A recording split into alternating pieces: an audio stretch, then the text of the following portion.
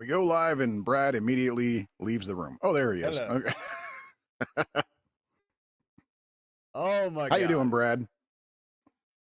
Welcome to Heist. Is how I'm doing. I'm going to try to do the intro at the beginning of the show. That seems like it's Oh, where it should be like where it should be. well, see, and I actually like the way we had it before, where we do our sort of pre-show banter. Like the show is not really started. We're just hanging here in the green room. If people want to come in and hang with us, they can. And it isn't until we actually go, all right, time to start the show, then you do the intro. That feels right. It feels right to do it that way. And I think you should stick to it. I was thinking I was doing that. I was feeling that. I was enjoying it. It's a better way than we started last show. Right. You're not going to let me live that down anytime soon, are you? You know what? You should know I by did. now that I do let things go. I have only given you shit for telling the director of a movie that we were invited to the premiere that you like the drinks better than the movie once. Okay, fair. Now But twice. in my defense, I do not remember that. And I sincerely hope he doesn't either. We were both quite drunk, so odds are good. He definitely, yeah, he had a few in him for sure. I didn't realize you were tipsy. I didn't have any, but I didn't notice it at that time. It was only when I got to the edit and I was listening to that and I'm like, Nick is not responding to that at all. He is just Oh no. no, no, it was. He didn't respond to the negative thing at all. He focused on the drink too. He's like, "Oh God, yeah, I know, I love these things," and I'm like, "Nice." Like, I got lucky there, yeah. What a great way for that to go. Yeah. Like, I mean, it's not like I have a career in Hollywood that he could ruin, but it'd be nice if that wasn't what ruined it. I don't really know what I mean. No, that's actually not really the case anymore. Like movie stars, everything like that, they can go away pretty fast now. Yeah. Okay. I was thinking about that because I know you don't want to talk about it, but I was checking out the new Marvel show, Ironheart. Oh yeah, I do mean to check it out. So yeah. Yeah. I watched the first 3 episodes and Yeah. wow, a lot of issues. A lot of issues. Like, Mm. it's weird that, like, okay, it's not weird when Disney has bad actors. Like, that's just kind of something that Disney always has done. Right, yeah. But in these shows, they stand out really, really bad because you go from, like, Catherine Hahn in one Mm. show, and Tom Hiddleston, and, like, these A-list top-tier performers Right.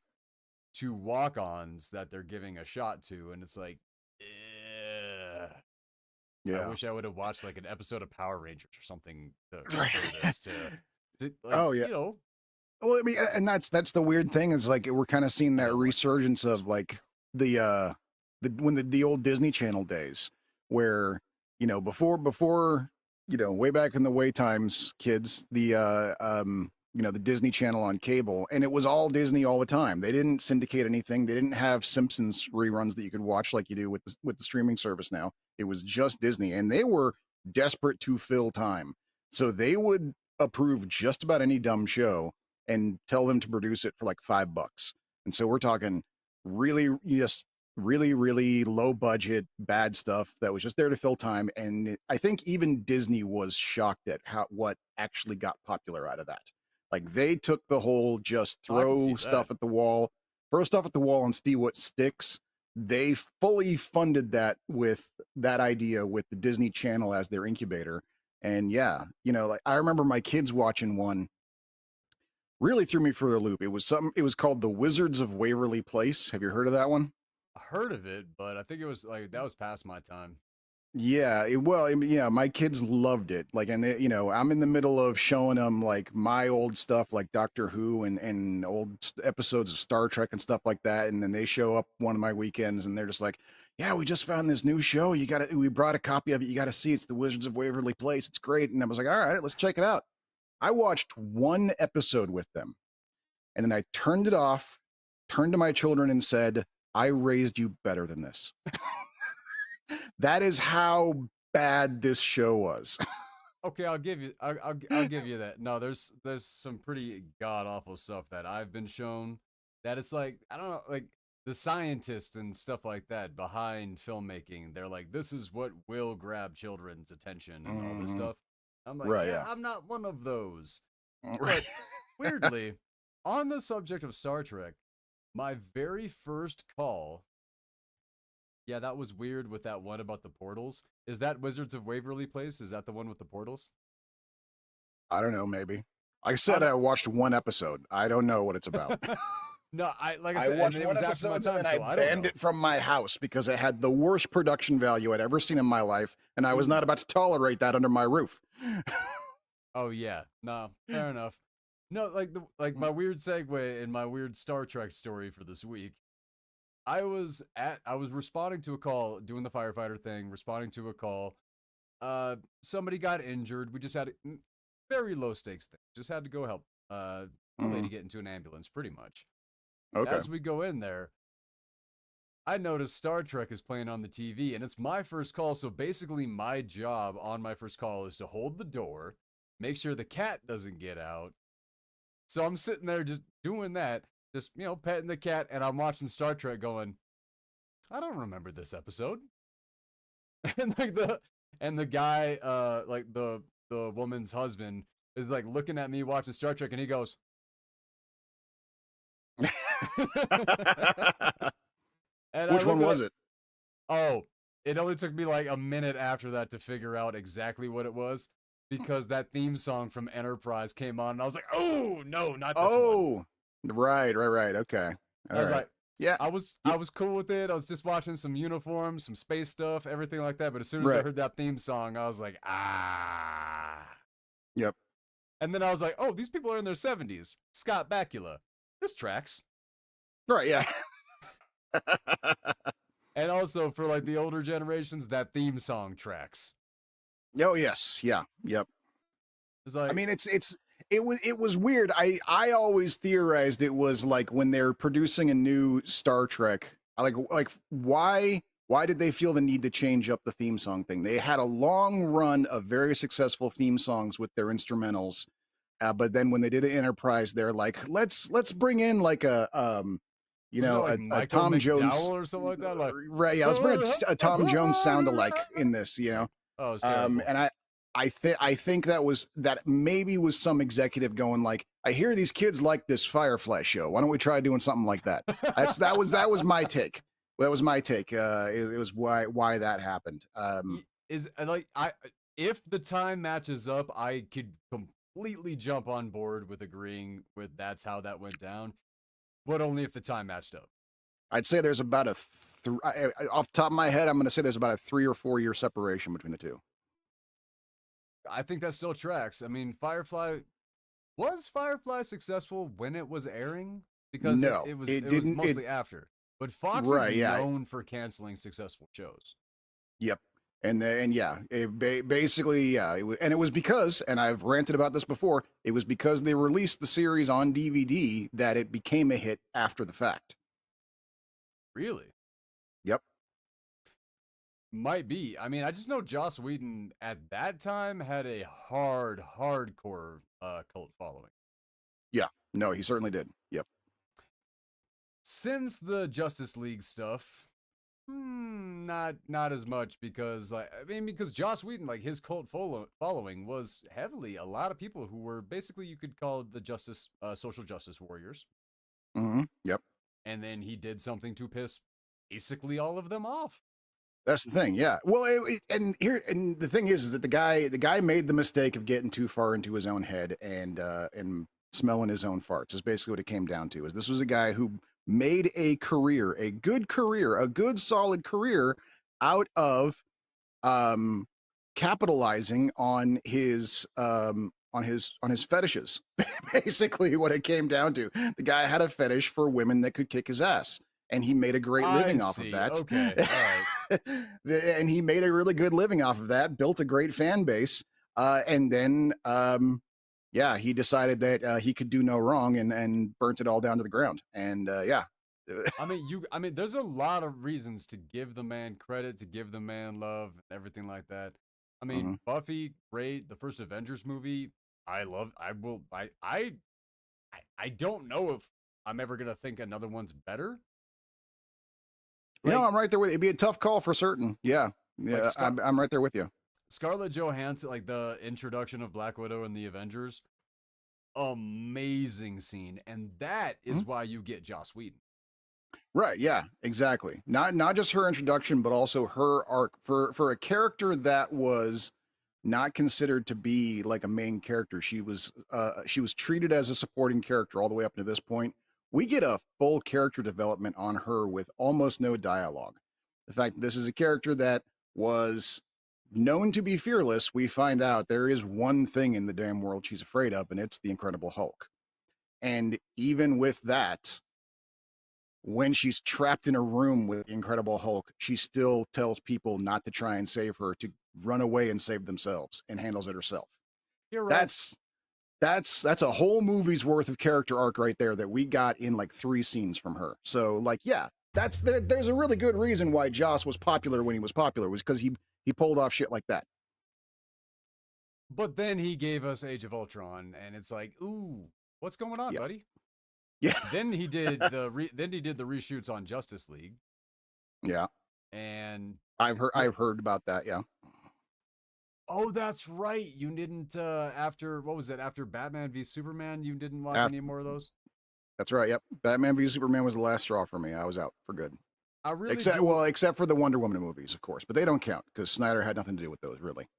Well, you got about 50% of good film in the Wonder Woman. Yeah. No, yeah, the first one was definitely good. Yeah. Oh, the first one was mostly good. It was The mostly way good. the It way was that it comparatively ended, speaking. it was 10 minutes too long. Yeah. Yeah. Which is It was a basically movie that the exact same complaint I have for the Invisible Man. Is this like it's the perfect oh movie right. if you stop 10 minutes before the credits start? Right, right, yeah, yeah. Which you haven't seen that one yet. They no that not that one, no. The Invisible Man, Well, you're not a there horror was guy, so I'm not well, it's not that I'm not a horror guy. Sci-fi and horror, they kind of, they blend and it kind of depends on how it's done. oh, But that's I can see that. in Invisible Man was kind of ruined for me in a good way, from a satire version of it I saw back in the 80s. Um, okay, so Well, you know, I'm not talking about the Kevin Bacon one. yeah, yeah, no, no, no, not yeah, no, I know that. I've seen the Kevin Bacon one. Well, yeah, it's Kevin Bacon. Right, yeah. The have you ever heard of Amazon Women on the Moon? Nope. Okay. So you know movie No, 43, right? I didn't get Cinemax when I was a teenager. You know movie 43, right? Yes. Okay. Imagine that, but the 80s.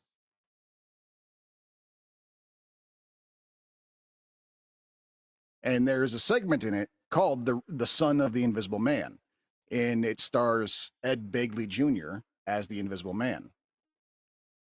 And it's probably one of the funnier parts of the whole movie. I don't know if I want to ruin it by just telling you, by describing verbatim what happens in it, but it's funny as hell. It's a really good take on the whole Invisible Man bit, and it kind of, anytime any new Invisible Man stuff comes out, I can't help but just think of that. No, that's fair. I can see that. I still say that the most recent version of The Invisible Man was a fantastic film. You stop 10 minutes before the credits start. But I wanted to ask you, have you ever watched any of the three versions of Nosferatu? Like Yes. not the knockoff versions, like the Right. 1920s, the 1979, and then the 2024. Not the 79. I saw the 20s one because of, I cannot remember the name of the movie, but there was a movie that William Defoe did a few years back where it basically was a fake it was a fake biopic on the making of Nosferatu, and Max Shrek was played by William Dafoe, and they basically took the angle of that Shrek actually was a vampire, and the guy making the movie was trying to make a vampire movie with a real vampire, and he kept like eating the crew during the production. Funny That ass movie. sounds Really, really really good. funny. It was really, really good. I loved it. And when I got it on DVD, as one of the DVD extras was the original Nosferatu on there. So I watched them both basically back to back. Oh, that's cool. I like it. I Yeah. like it when they do stuff like that. The reason I ask is because we just watched Nosferatu, and I haven't been like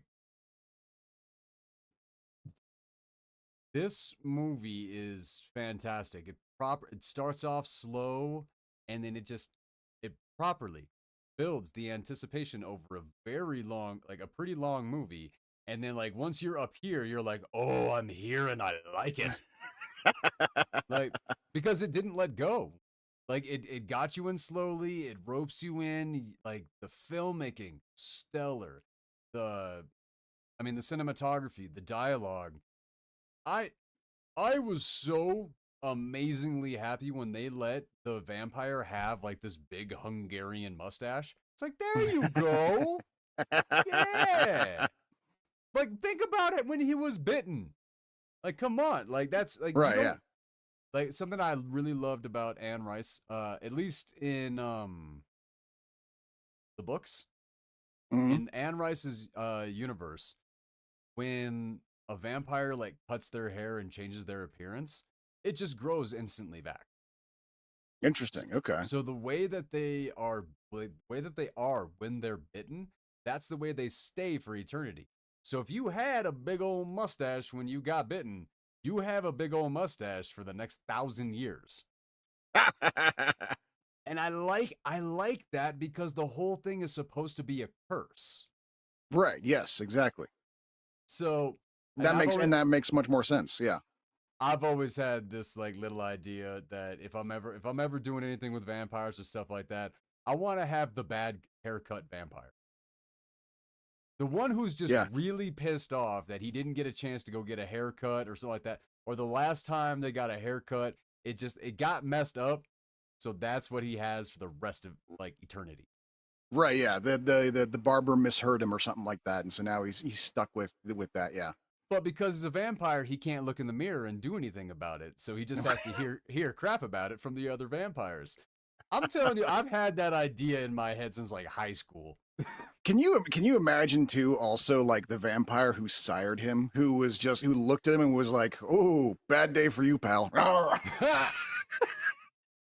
Just like while he was vampiring, he was also trolling.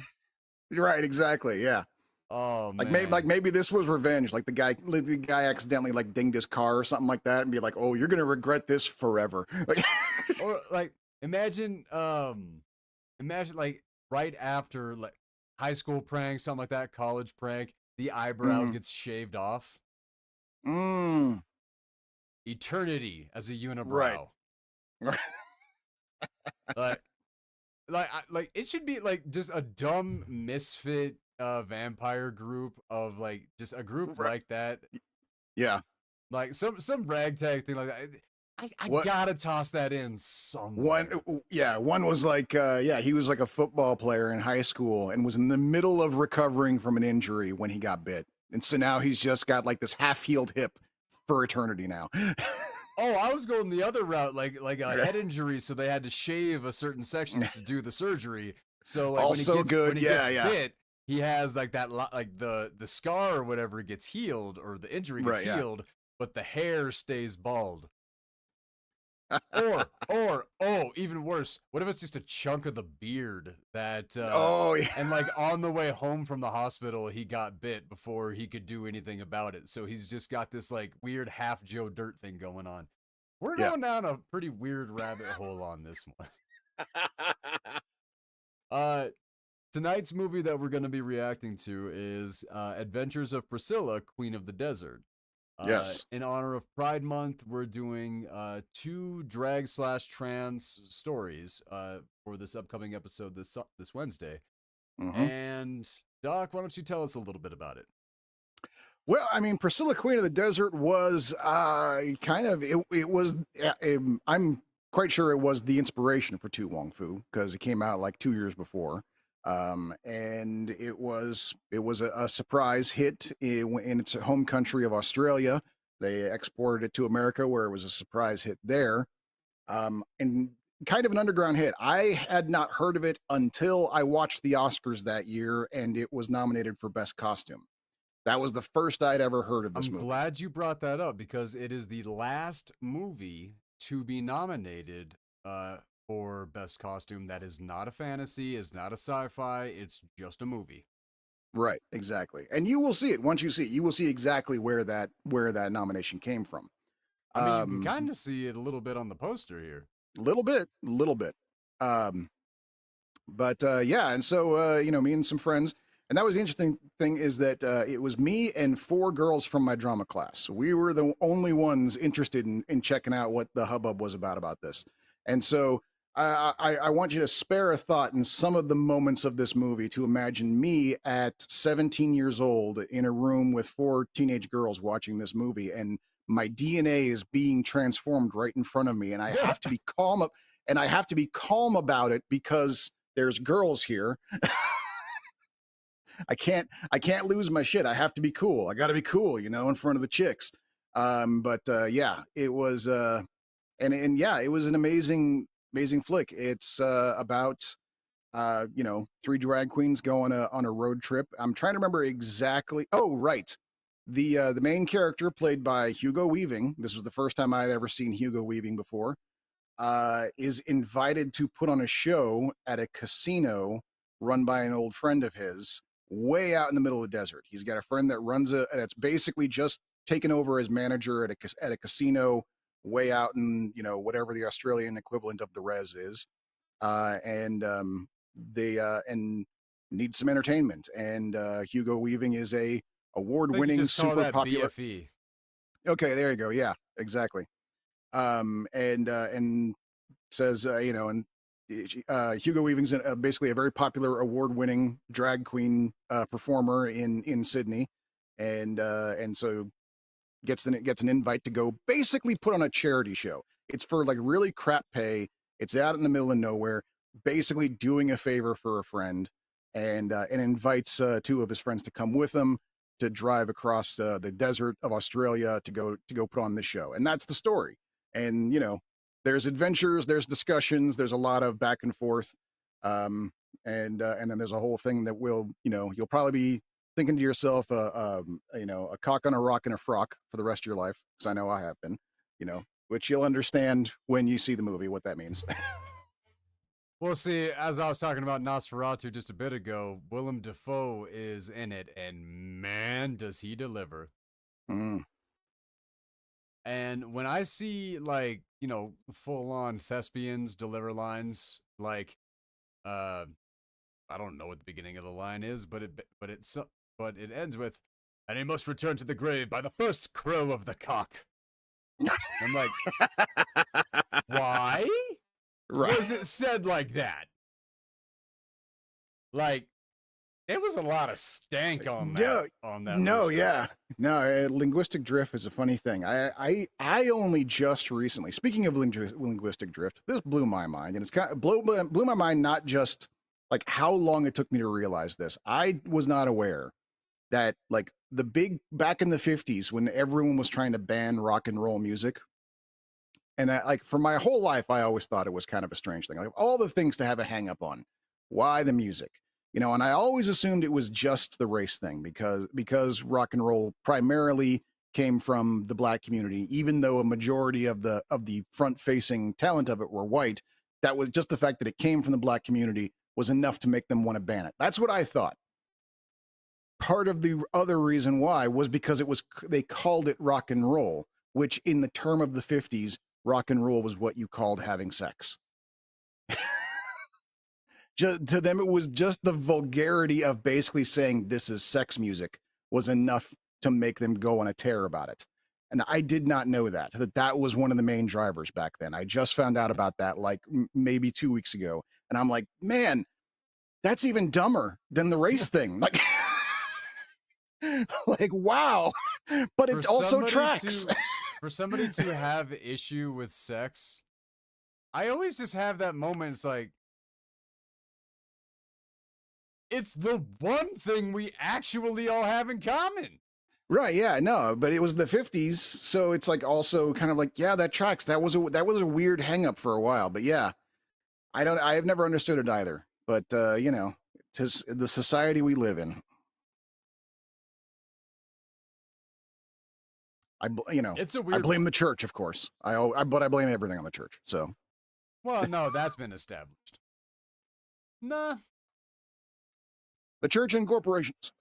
Sorry, I blame everything on the church and corporations. I'm with you a lot more on the corporations than I am with you on the church. Mhm. Because here's the thing, the church is made up of people, dude. It's not like it's actually an ethereal entity that is like doing all this stuff. It's straight up people. That's fair. That's It's fair. people in the church, but it's also people outside of the church who want to be able to say and do and have all of those things, and they have the place to do them. Like, Mm. so I'm falling back on my basis of, man, people suck. Most people, and most most of the people, it's just sometimes. Most people and some dogs. That's a shirt. Right.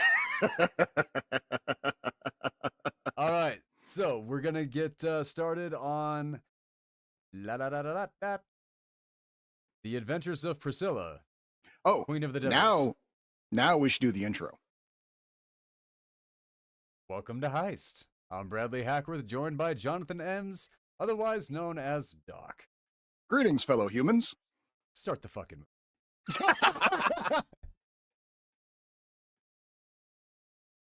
All right, here we go. Whenever you're ready.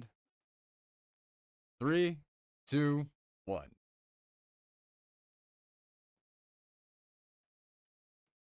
And grr meow, big old kitty cat. Mm-hmm. I miss that guy. We don't see him enough. You don't see him ever anymore. No, I guess that's true. Yeah. I feel like I did see something with the line in it in the theater not long ago, but I can't remember what it was now. Oh man, my brain is so warped. I looked at that, I was like, Dexter Kill Room? Dexter Kill Room, backstage at a drag show, same thing. Only the good drag shows. Right.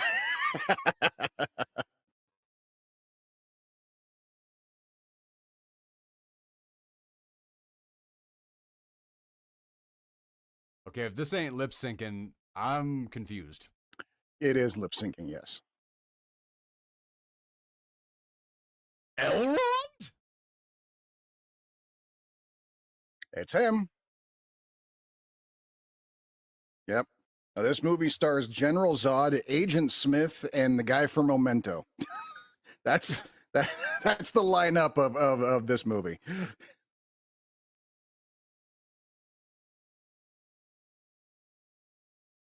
That is wild, man. I'm looking at Red Skull right now.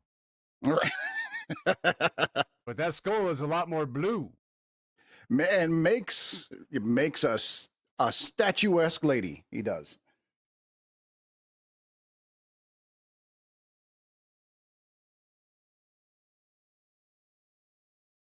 I'm like looking for Elrond. Like I'm looking for Agent Smith. I'm looking for Red Skull. I'm looking. I'm not seeing. All right, that drag queen is making me very self-conscious. I need to go to the gym. Like, that's dude is buff.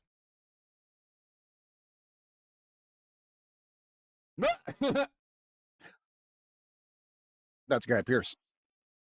No. Yep. That buff drag queen is Guy Pearce.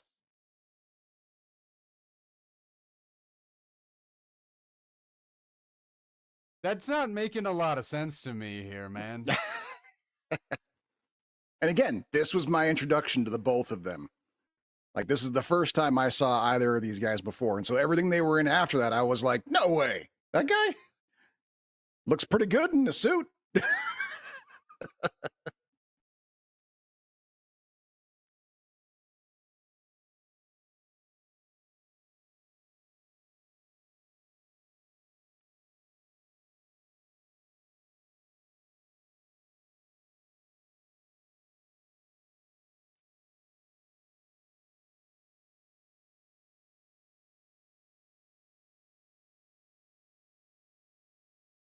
Hey, there's Elron.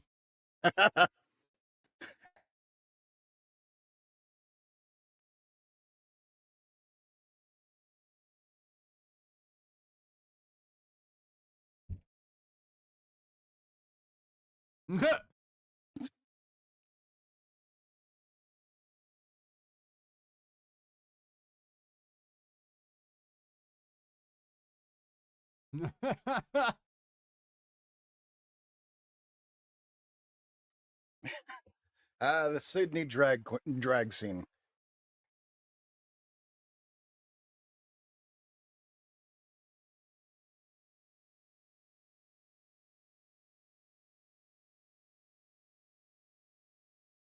I'm I'm lost in Guy Pearce right now. Right. He kind of steals the show in this.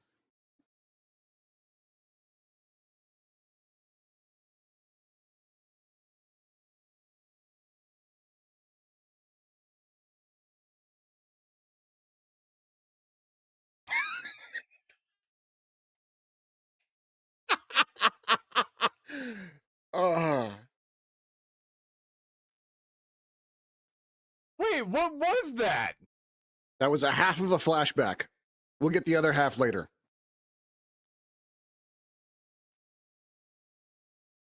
Dude, this is weird. It's Agent Smith looking like Neo.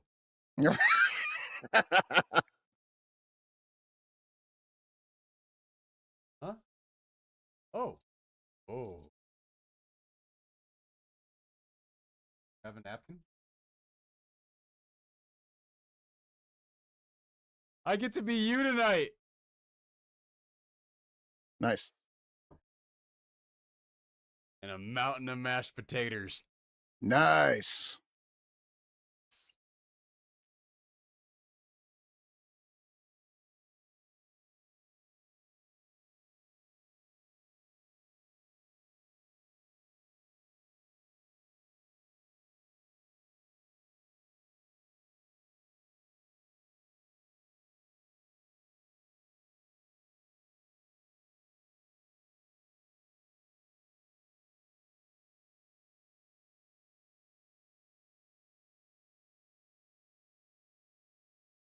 What?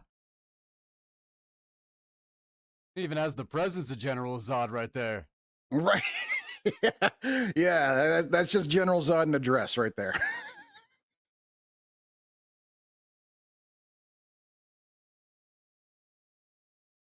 What is?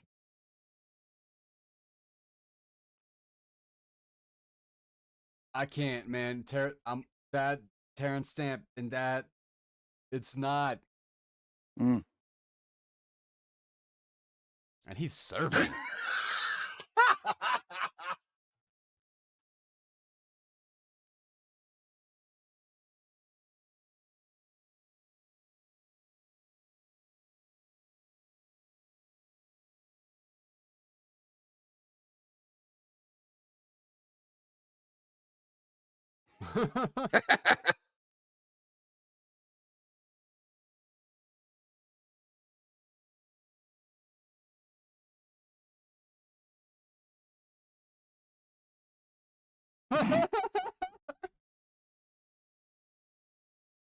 What? Yeah. What was that face?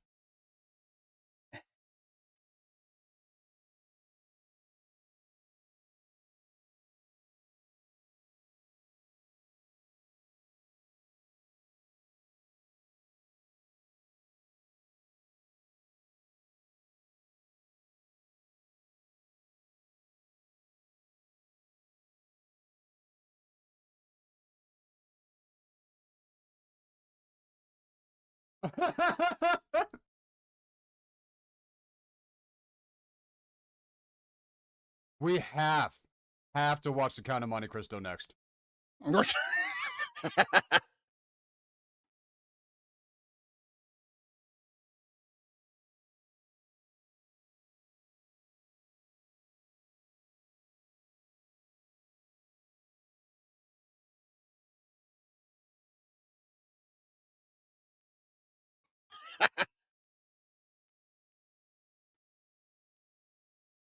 Dude, it's crazy. Hugo like has the energy of a little boy.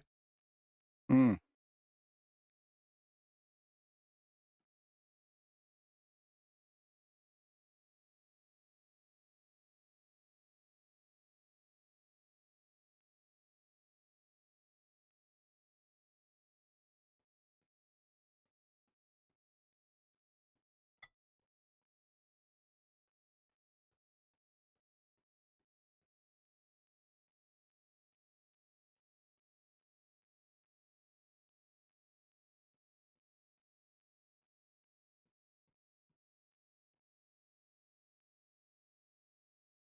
You must have loved being in Portland around rock climbing drag queens.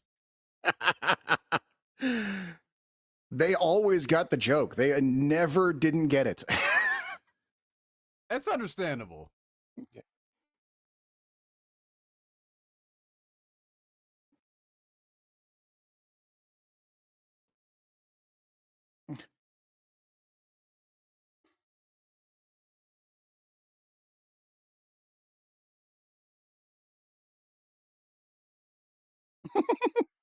I'm very confused on how Guy Pearce is not actually gay.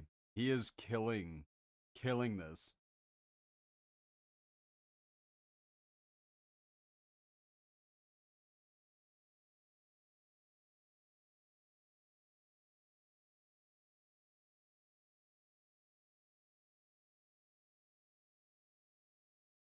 They said the name, they said the name.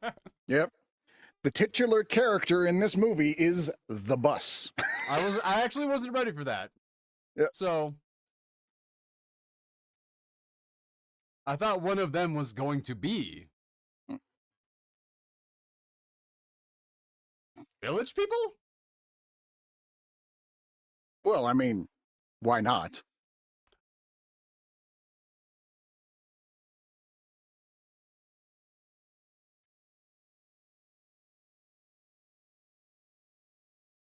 Oh, I forgot about this.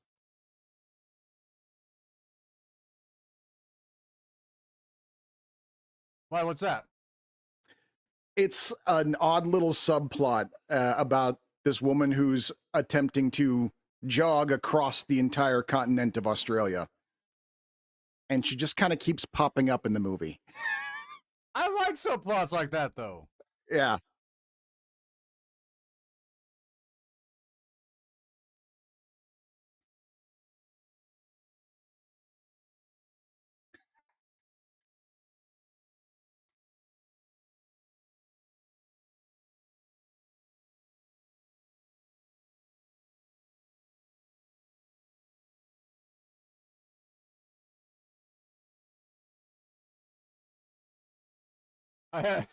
We got a commenter who's like, dude, that's a full mouth of food. We're breaking eat. all the stream. We're breaking all the streaming rules here.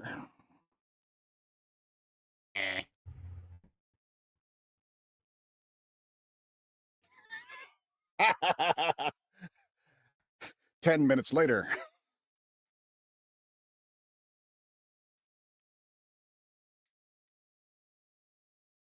Close enough.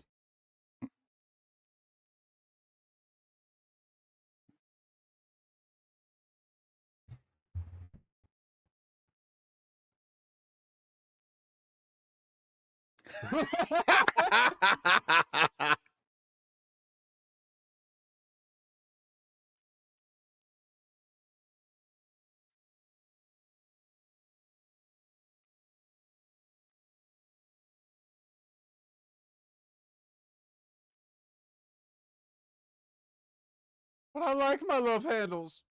Mhm.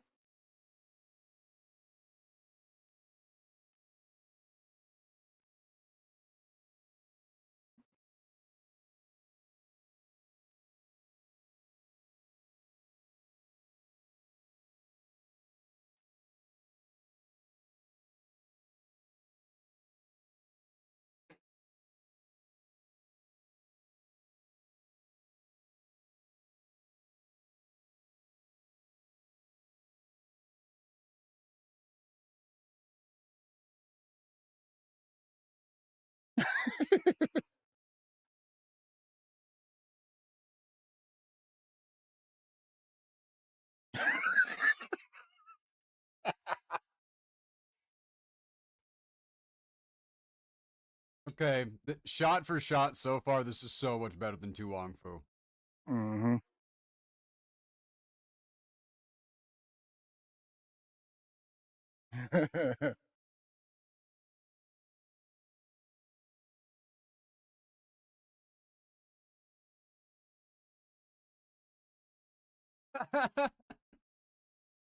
You gotta include Vegemite if you have an Australian show. That's true.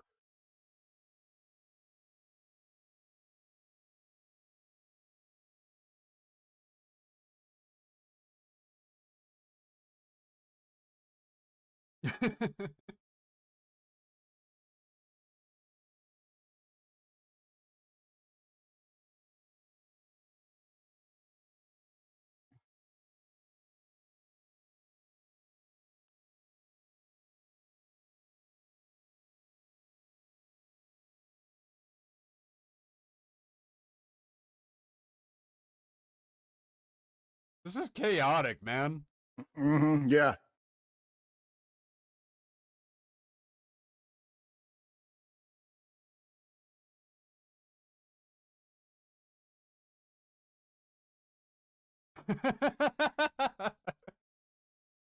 Oh, I don't get to find out if they let him in? Well, he's not dead the next morning, so they must have let him in eventually.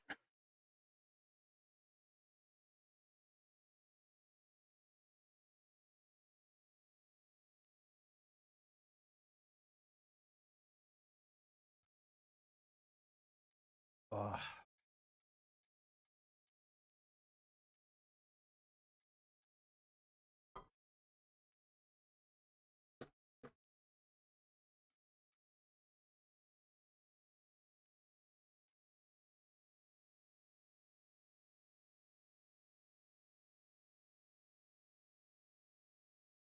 Okay, so what's the history?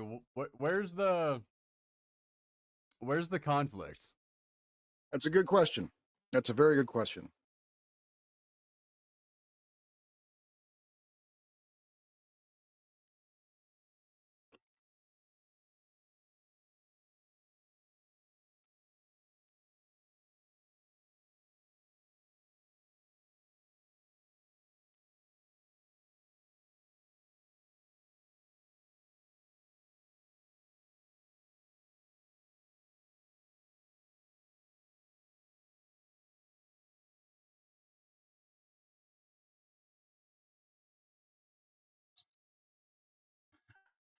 I must presume that this was their first time seeing the Australian outback, and also learning that the Earth is round. Oh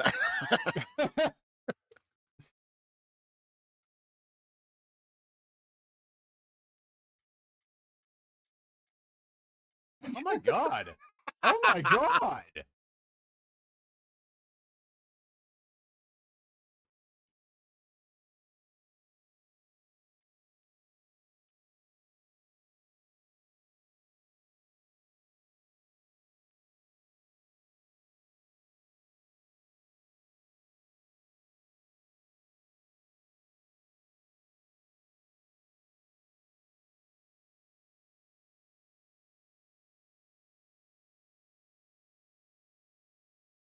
Hello, what?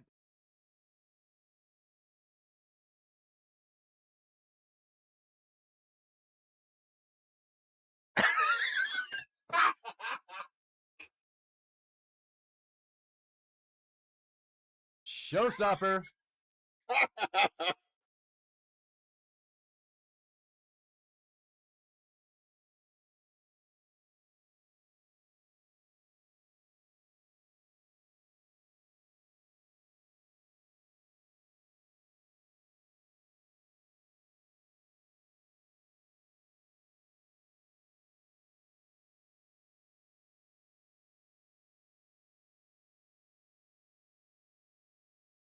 Ooh.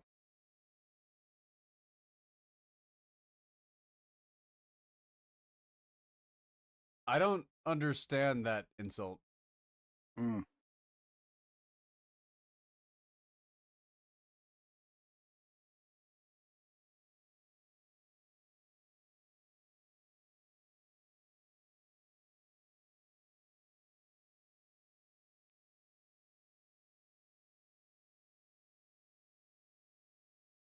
Terrence Stamp looks like the grandma you really don't want to disappoint.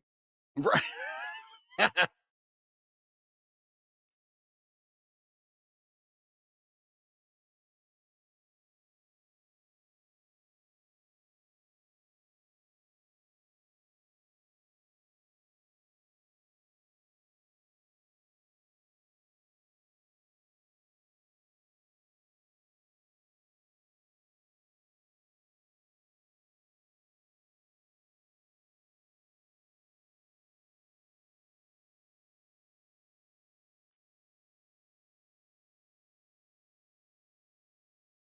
Stop cutting these scenes. I want more. I want to know more. Yeah. Well, and this is something that Tu Wong Fu didn't give us: character development. We've had very little plot and like 90% character development here. It's raised a lot of questions, like you said. What is this conflict? But we got none of that with Tu Wong Fu. They were all just two-dimensional caricatures of their character. American filmmakers don't really trust their audiences far and away. That is true. It was all gags and ha-has. Mm-hmm.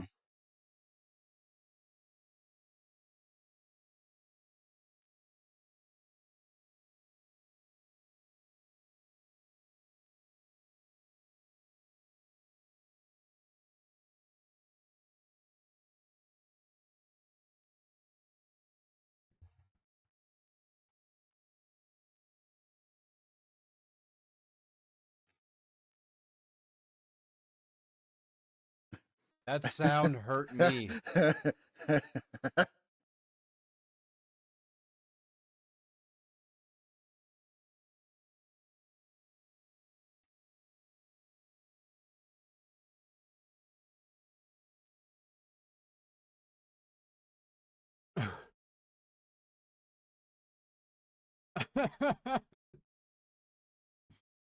Oh my god, I just realized what that dress is made of.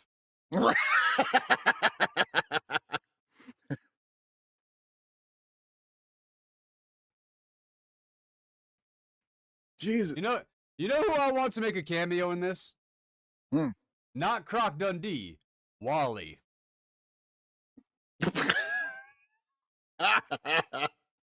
The guy who was always like running the tours and all that. Right, yeah, exactly, yeah. He'd be perfect. That'd be a fantastic cameo for this.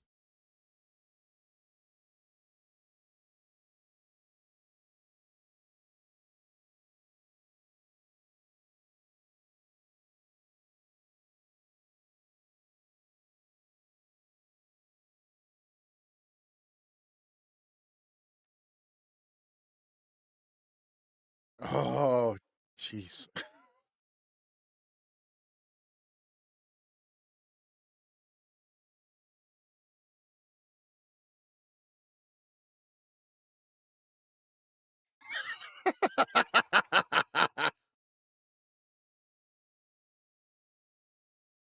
Black Jesus in Australia. Interesting.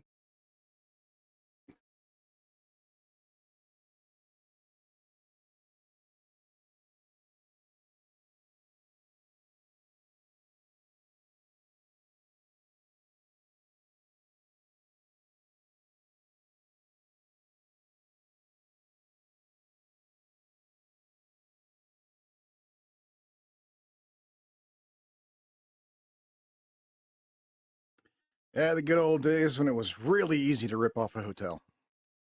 I don't think it's so easy anymore. Nope, it is not.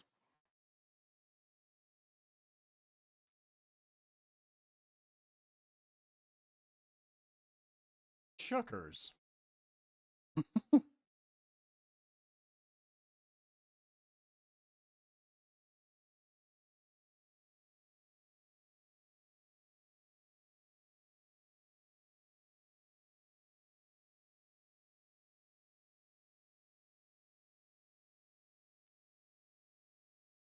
So like they're basically like in the South, right? I mean, sure. Like the American South, like the outback, like little Yeah, less the progressive. Australian outback is basically the equivalent of the American South. Yeah. How deep in though? I'm not sure.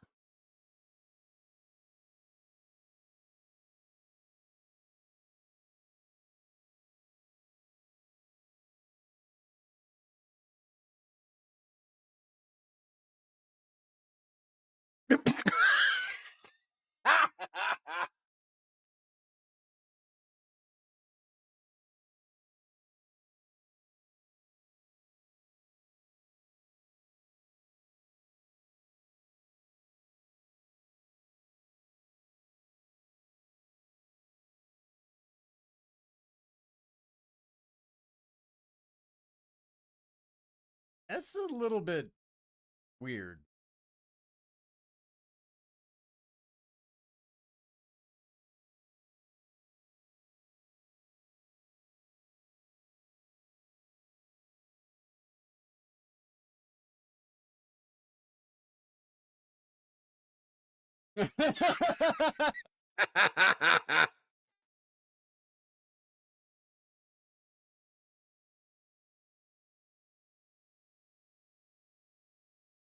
I nailed her down on that one.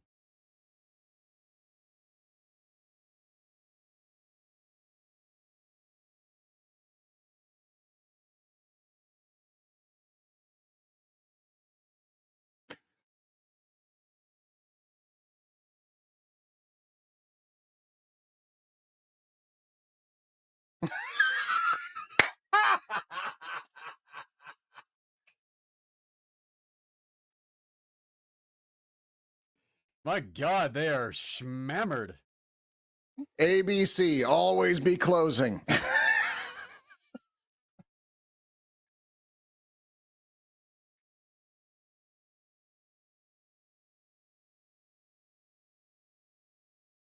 Dude, this is a straight up recreation of the Raiders scene. Miriam's scene in Raiders.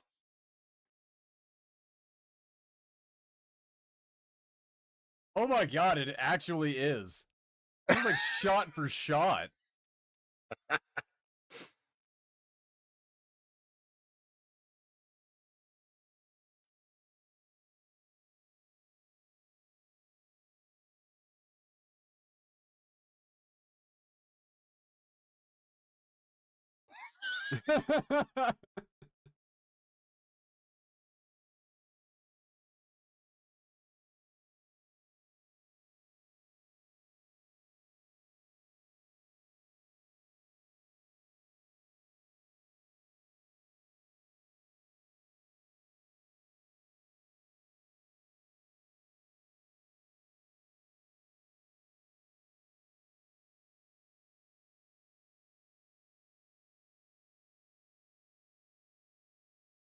Oh.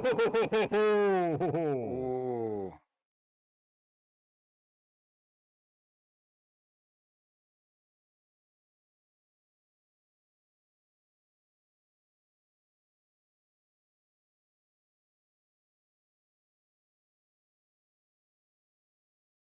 Yeah.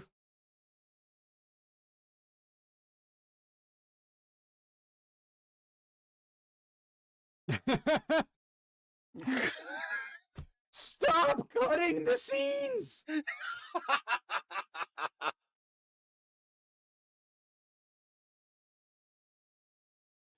So I would imagine the supposed history that we're not seeing is just this, just going all the way back years. They've always been like this.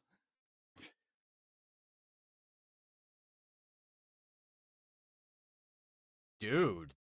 Damn.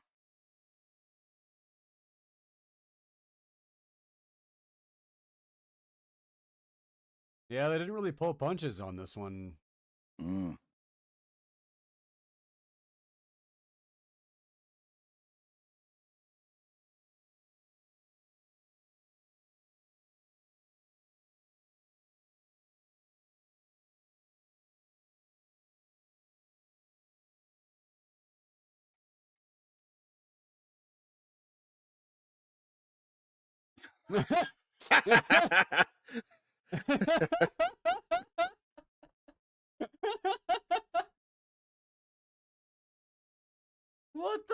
well, I mean, own it and like Yeah. run with it, you know, like, but damn. And the shopkeeper was like, "All right, right there with you."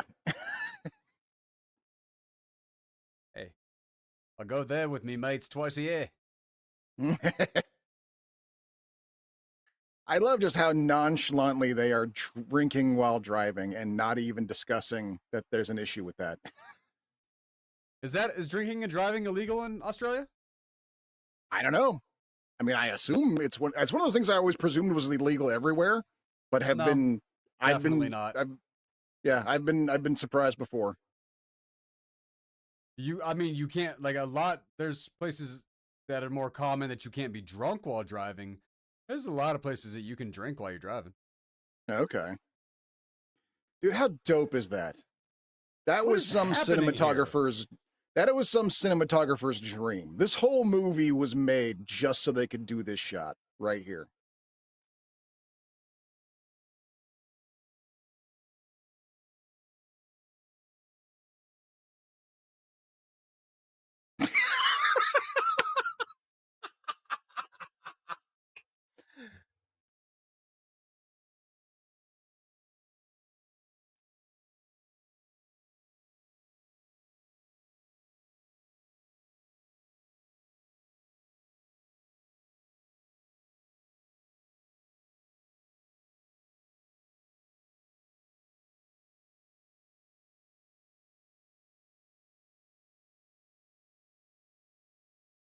Okay, at least I know what this is. Mm.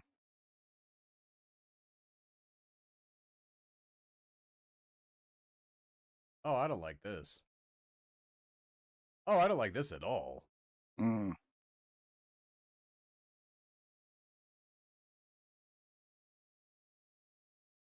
Boy, that guy has creepy face.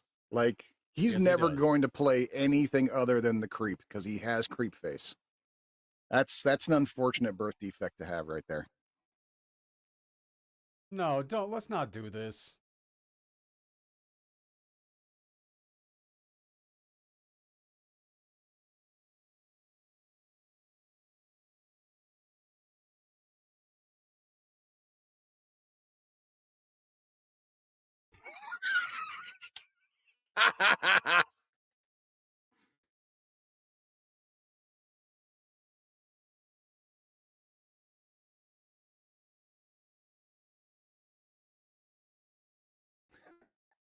See, it turned out to be a happy story. You were worried for nothing.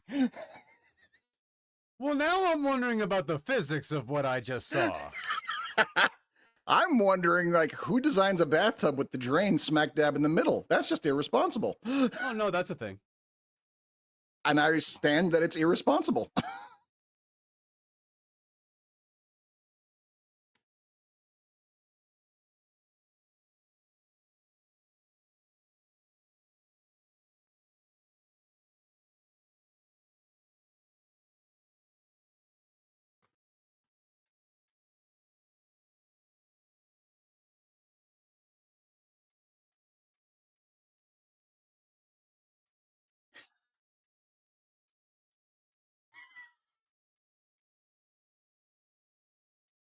The classics are a classic for a reason. It's just really sad when you try to have your moment and it's already a classic. Right.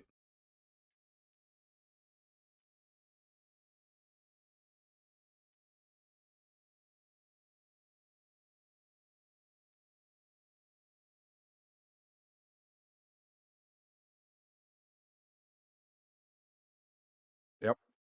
That's a nightmare right there. Stranded in the middle of the Australian outback.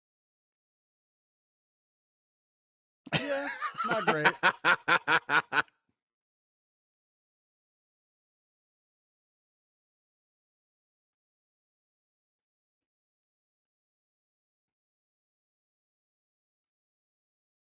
Where's the road? Oh, there it is. I'm like, how did you even get there?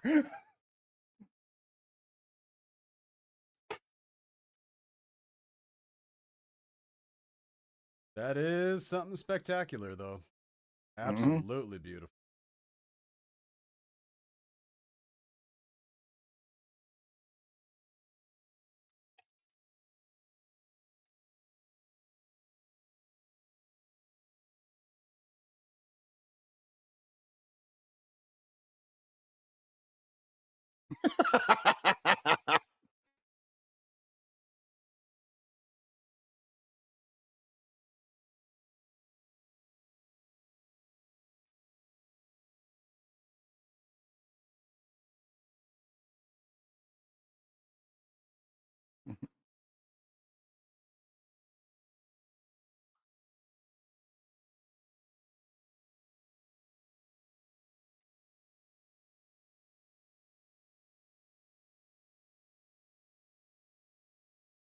What in the hell?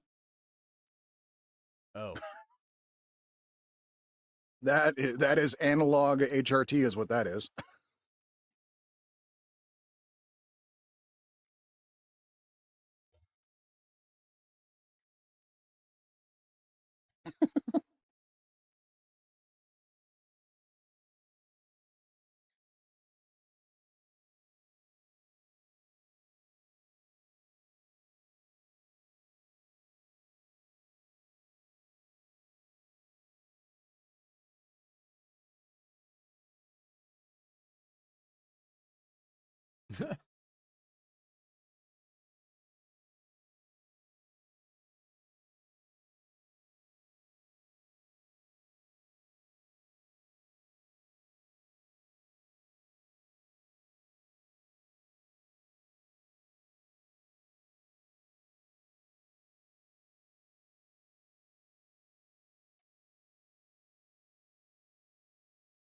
I feel like I'm supposed to like really be having fun with Guy Pearce's character, but I freaking hate him. Yeah. Oh no. Yeah. No. This is.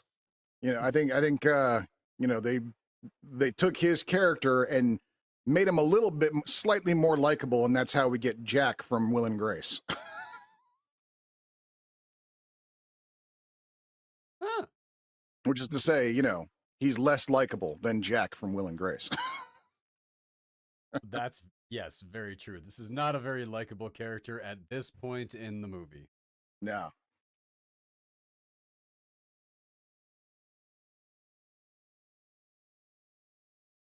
What was your plan there, Bernie?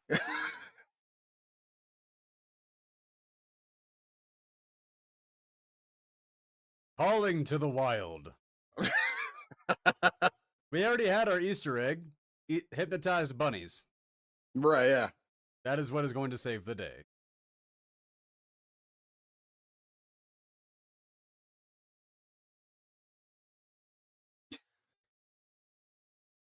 That's right. When in doubt, rehearse.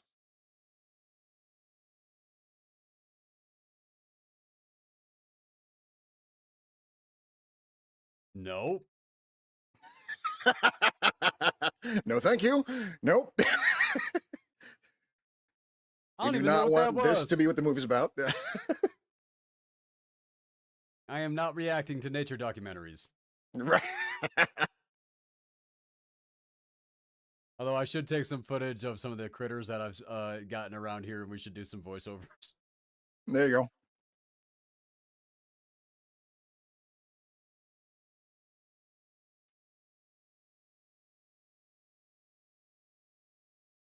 Give me a house right in the middle of that and leave me alone.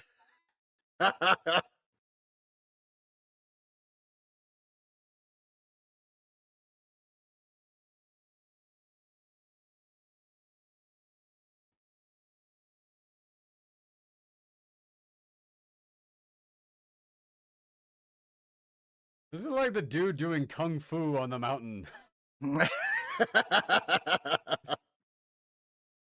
But he's doing Wong Fu on the mountain. That's an actual thing. That is a creature that exists for real in the world. Yes, and as a defense mechanism, it bleeds out of its eyes to scare its predators. Because the fact that it is covered in horns is not defensive enough. It's also got to add eye blood on top of that. Yeah, but it looks really cool. Excuse me, sir. What are you? I'm a nightmare. Come closer.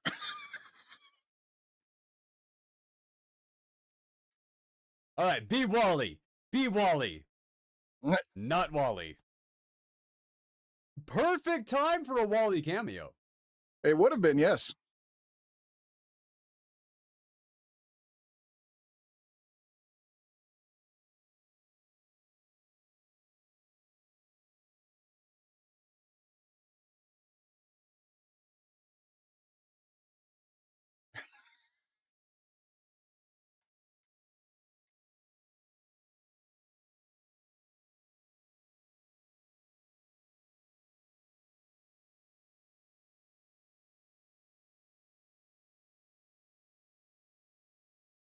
This is why you should always travel with a book.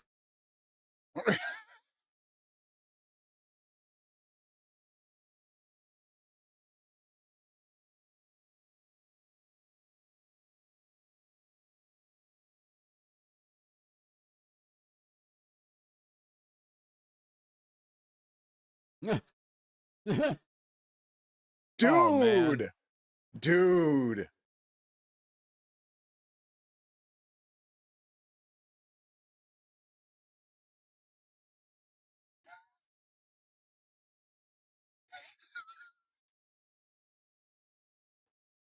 I mean, that's one of those things. That's like, back in the old West, like you don't steal a man's horse because that's like he could die out there. Like there should literally be a law about driving away from someone in the desert, you know? I would agree with that. Of course, that really helps serial killers out a lot. You know what? Give and take, give and take. That's all I got to say.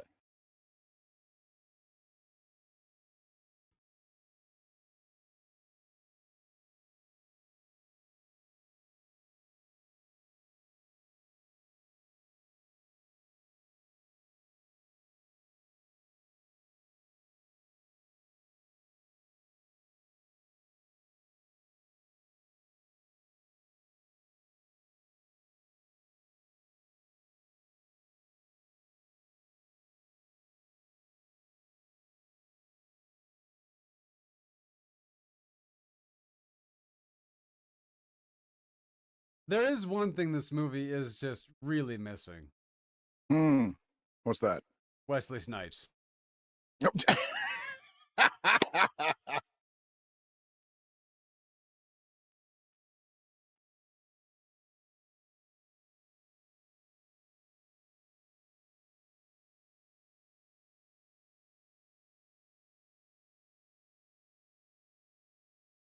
Whoa!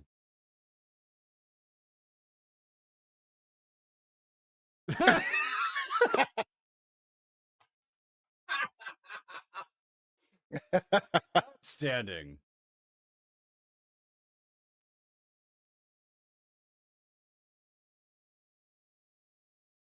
What is that hair? That was if that was not a wig, I have questions. No, I think that's natural.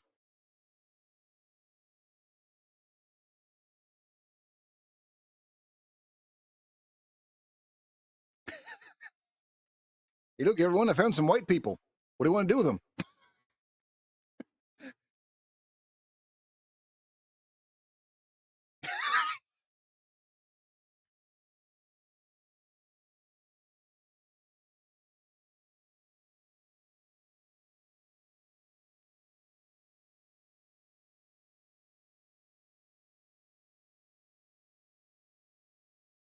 Welcome to my office.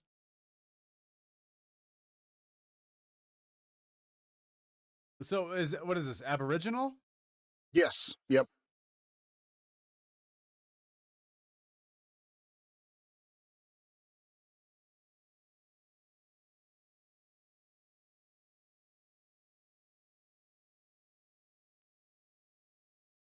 Is there a is there a certain look in that man's eye?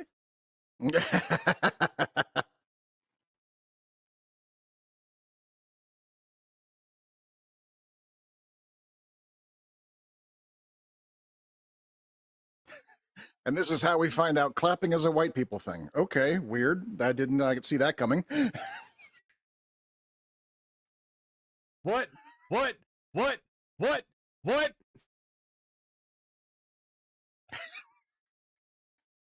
How did this happen? Where was that costume stashed? In your pocket? Exactly.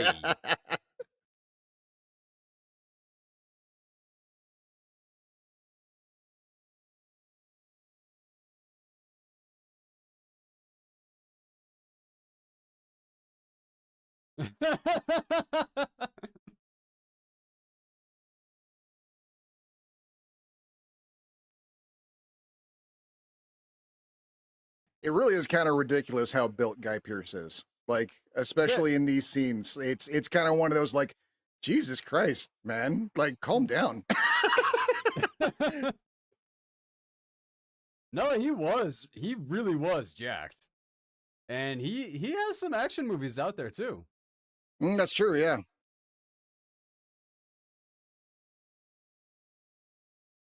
The thing that always trips me up about Guy Pearce is I always like confuse him as Spicoli. You mean Sean Penn? Yeah. You confuse him with Sean Penn, or you just always seem to think that Guy But Pearce was Spicoli? I always seem to think that he was Spicoli. Oh, okay. Interesting. I could kind of see that.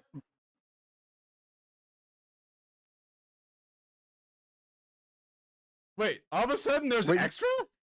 Yeah, the guy who rescued him's in the show now.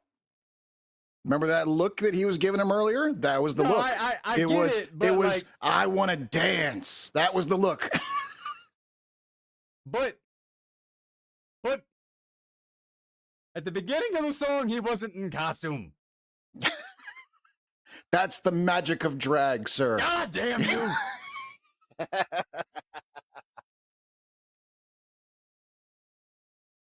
When you have drag in your soul, it just sprouts out from you.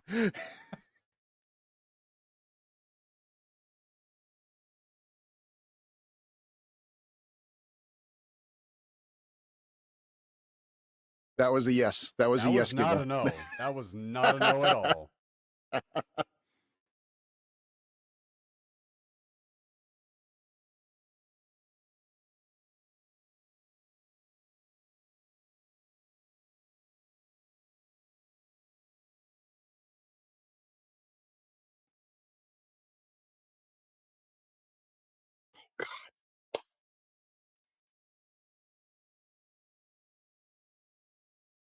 Is that his testicle?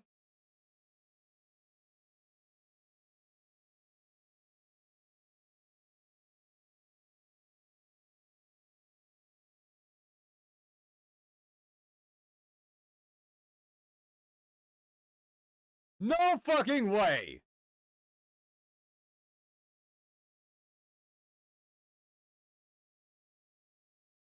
His most prized possession.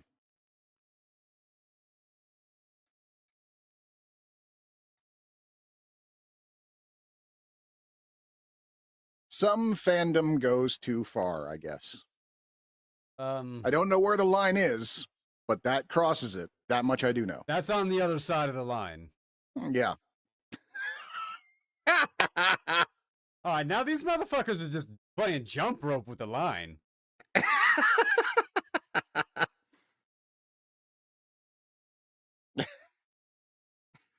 Okay, I like it. I like it. It's clever. All right. I was wondering. Yeah. Why? I don't know, but now we know that there actually was a reason. Oh. Oh. Poor Susie.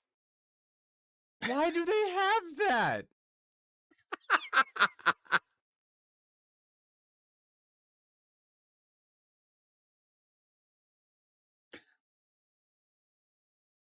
Bob. We love Is Bob. that John Lithgow? No. Look like him. It would have been another. Did he just say the dog's name was Herpes. Why is she Yeah. named that? Because she'll heal.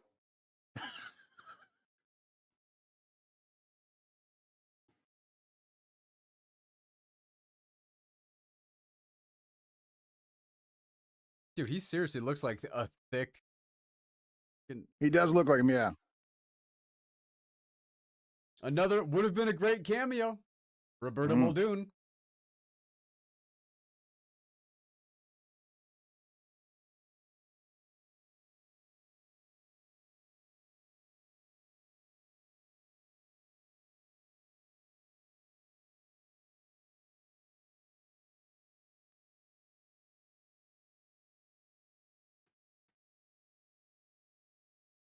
What?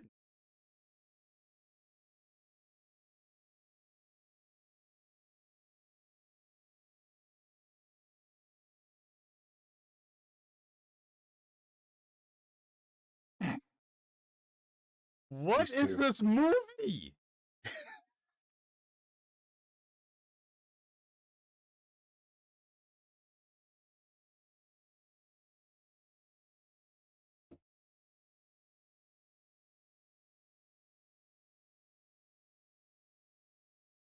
Oh.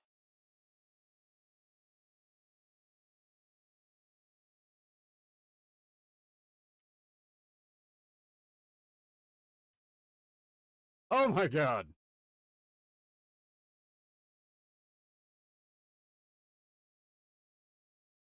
Ah!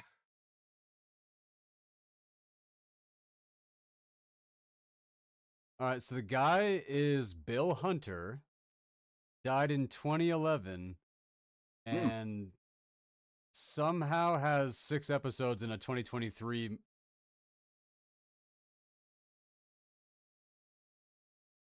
Weird. But 125 acting credits. Dude went. Nice.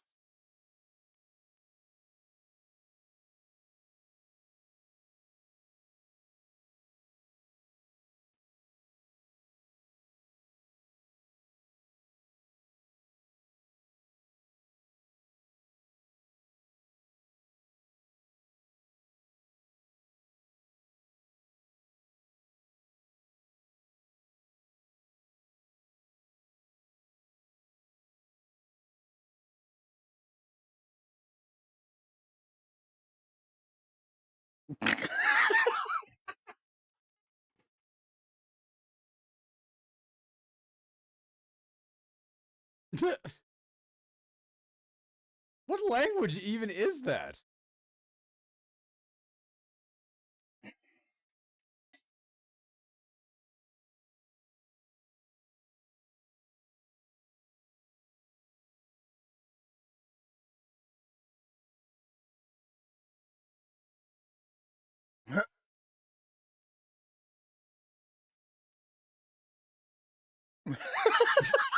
What? They're so mean.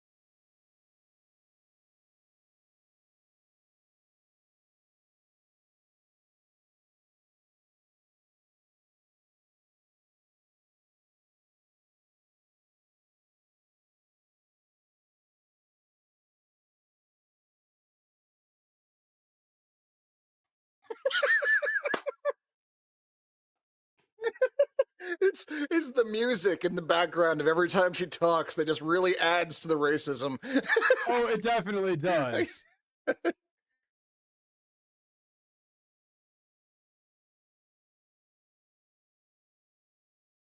Oh my god, enough with that music.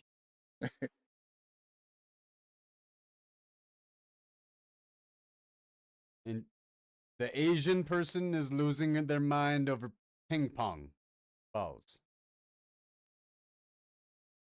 I don't Oh, it know gets what kind of better. I don't know what kind of racism that is, but I'm confused.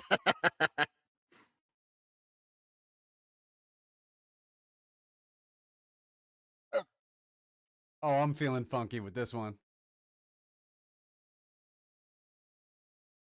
Feels a little rude to put Bernadette in the pigtails, like really showing her age with that one.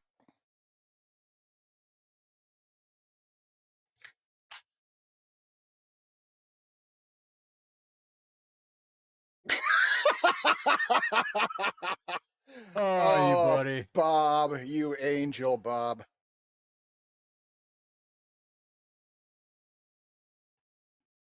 Oh. Again, I want to remind you because I'm in a room with 4 teenage girls, 17 years old at the time, when this scene happens. And I've got to keep my cool through the whole thing.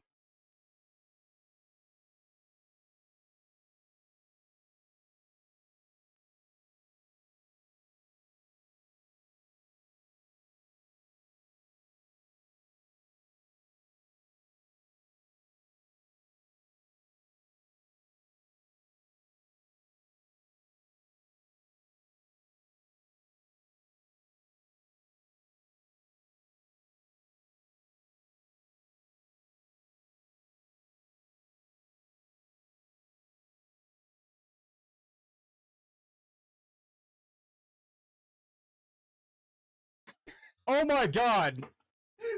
Oh, I just got it!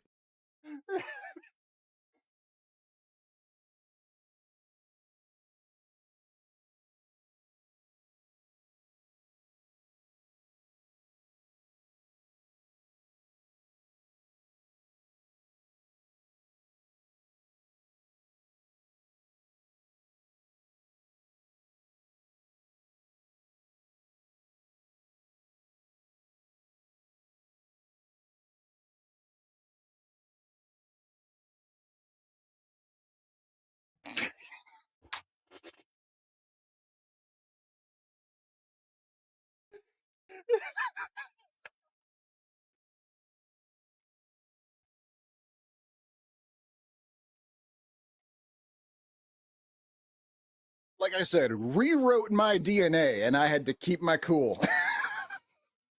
I don't know why you even tried, man.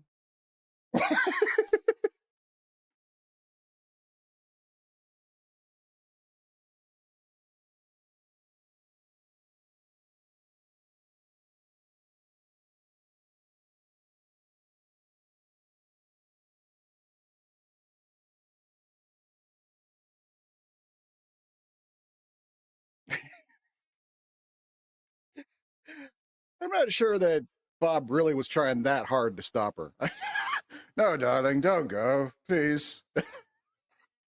No, I don't think he really cared.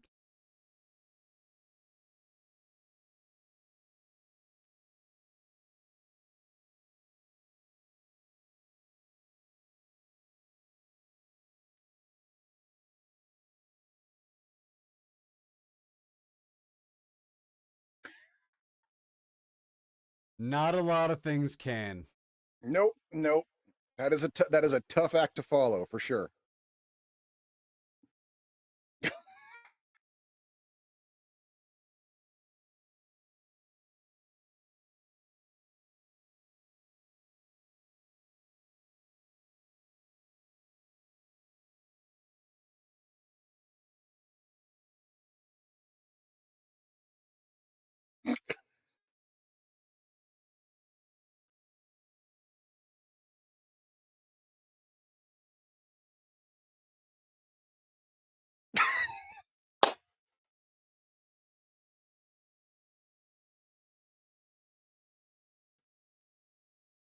Wait, is what's going on? Bob's on the road with him now. Yeah.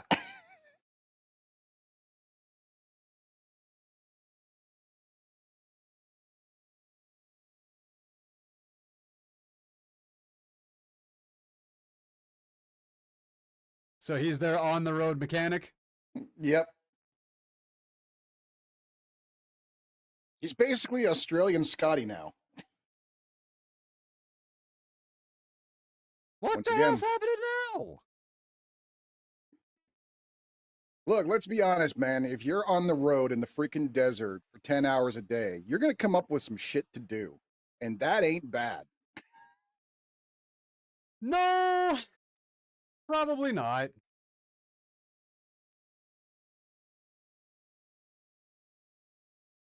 But I'd be more like parasailing.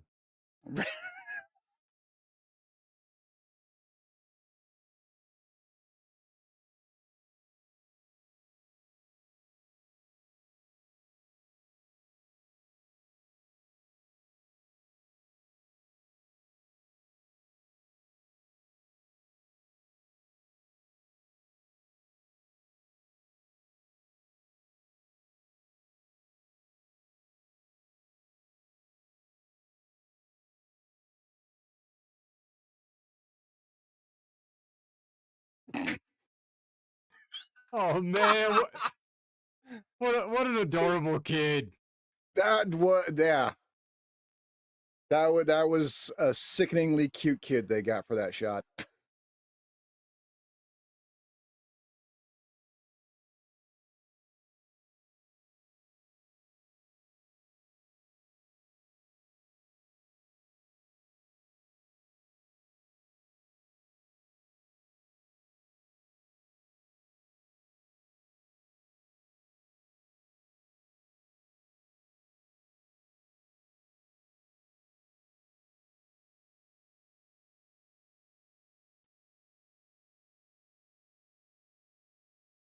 Oh my god.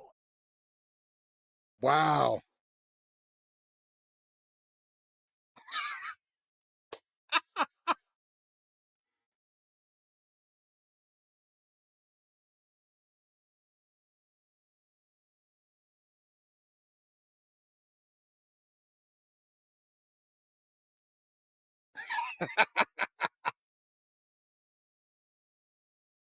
That is an interesting subplot.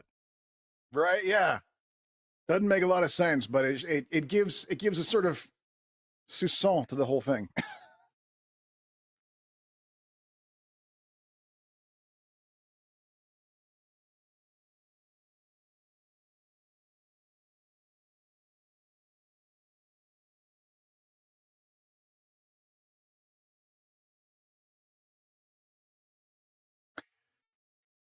Important question. Ocean or lake? How crocodiles? I'm pretty sure. I I'm mean, pretty sure lake, and I'm pretty okay. sure crocodiles. Yeah, feels like the kind of thing you shouldn't just run into. Oh boy. And suddenly it's a romance movie out of nowhere. Well, you need something to happen at the hour mark. Okay, yeah.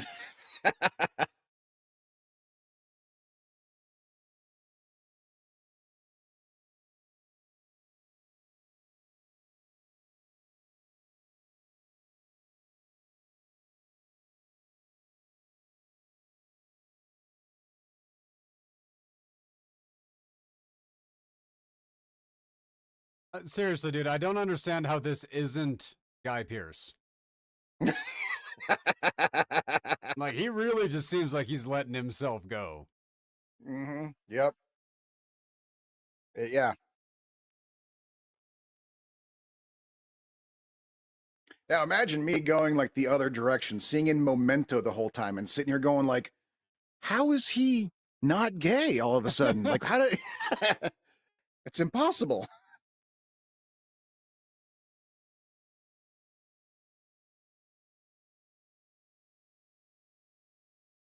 It's like right up there. If the first ever, Leonardo DiCaprio movie that you've ever seen is What's Eating Gilbert Grape, you're in for a shock later on. That is true. That is true.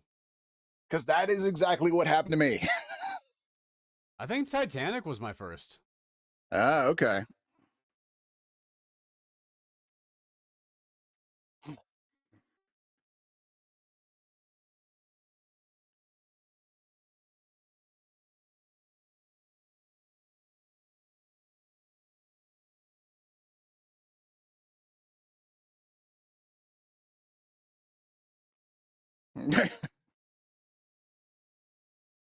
The double entendre was sought after. Right. They worked really hard to make sure that sounded just right.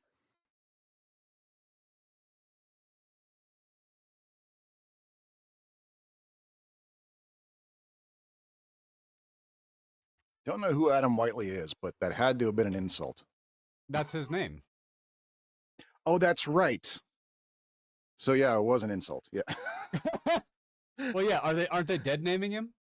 It's basically, and they seem to do that kind of like back and forth with each other. Like it's kind of like the same as like, when your mom uses all three names, that's when you know you're in trouble. They see for them, it seems to be if you use your male name, you're in trouble.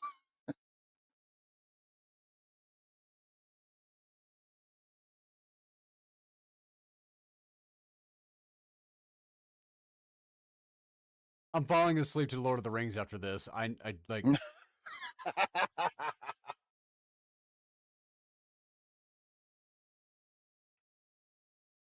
mail order brides. I Did you? forgot that was a thing.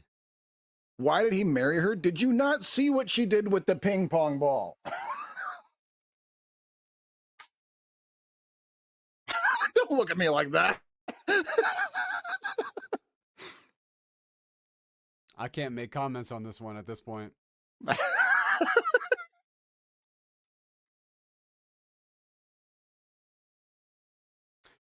Okay, so you know that I used to be a bouncer at a strip club. Oh yeah. Yep. There was a performer who could do that and make it into your beer. Mm. Me and her boyfriend got along awesome, actually. Nice. Cool. Yeah. Super cool guy. You kind of have to be. I mean, I imagine he would be very chill.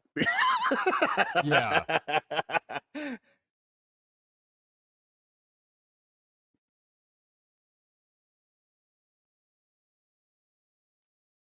Um.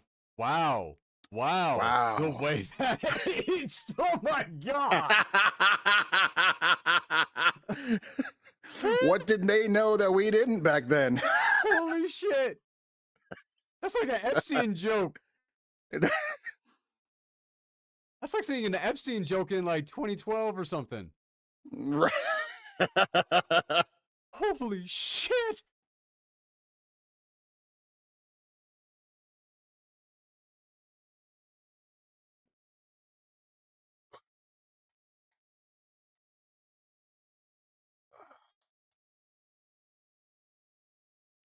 Oh, buddy, you're in danger.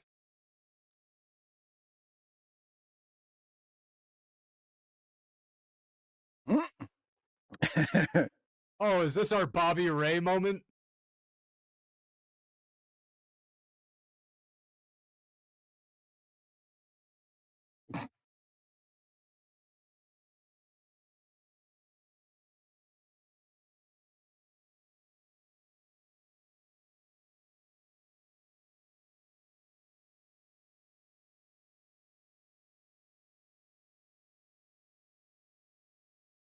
Still don't.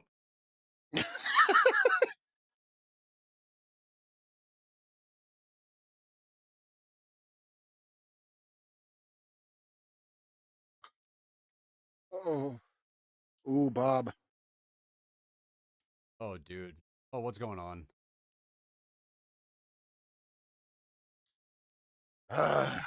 Who was the one who denied Jesus? What was his name again? I can't remember, but that's what Bob just did there.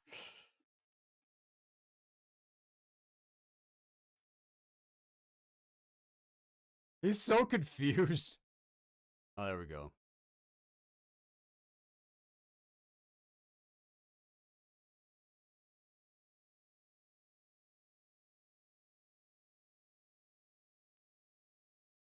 Oh, come on, man. What's going on here?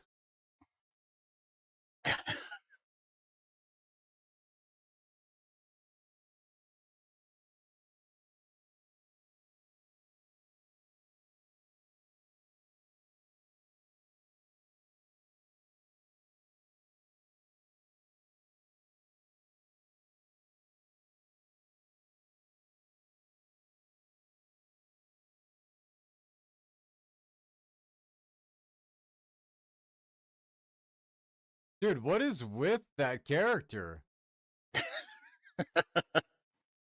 Like, wants to die, right?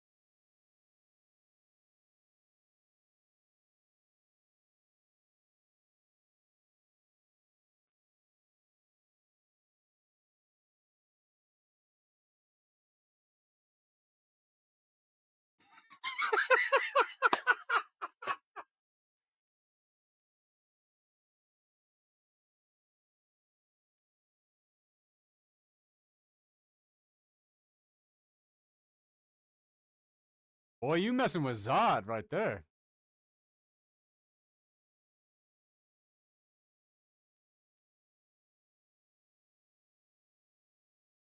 Twofer, one for I, each. I was ready for the headbutt.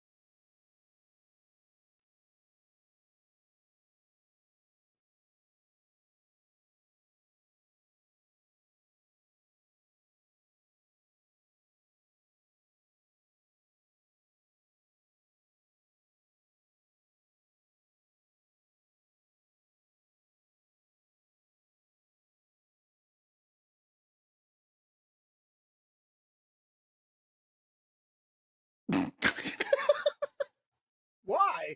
What was the point of that cutaway? What was the message they were trying to tell there? I I don't know why these scenes end the way they do. I can't I don't think I've actually figured a single one of them out.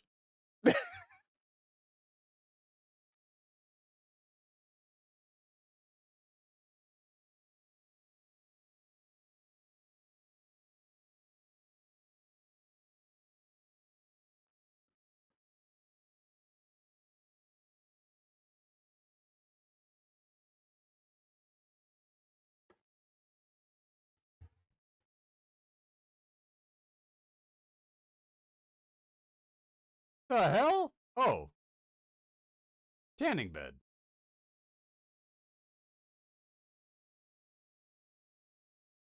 That bus is better than most apartments I've lived in already. Yeah, most.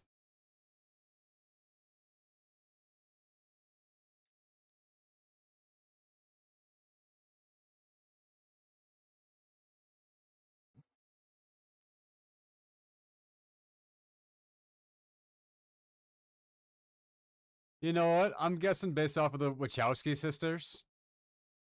This is how he became Agent Smith. Oh, possible. Yeah. I wouldn't doubt that. I wouldn't have guessed that at the time, but where history wound up, I'm thinking this is where they discovered him Probably, and yeah. went, that's the guy. Yeah.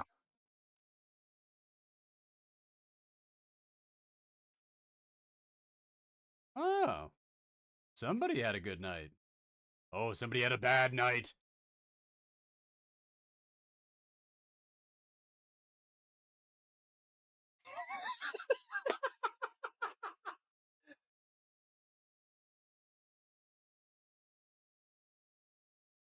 Wait, this is a flashback? Mm-hmm. Oh, God. I thought he did it again.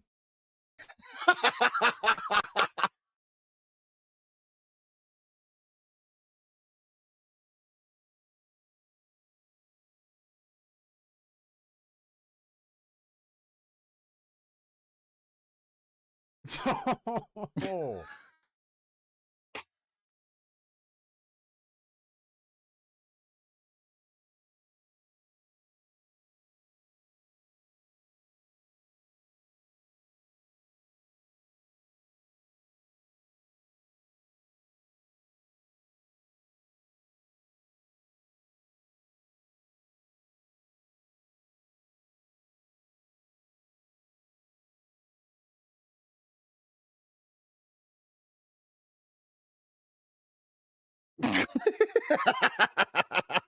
That felt like that's a threat.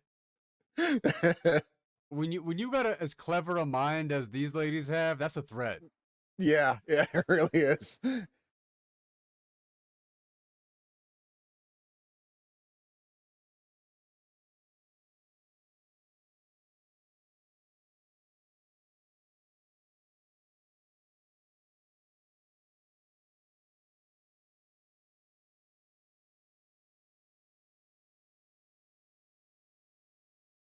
That knowing eye from Hugo Mm-hmm. Weaving right there.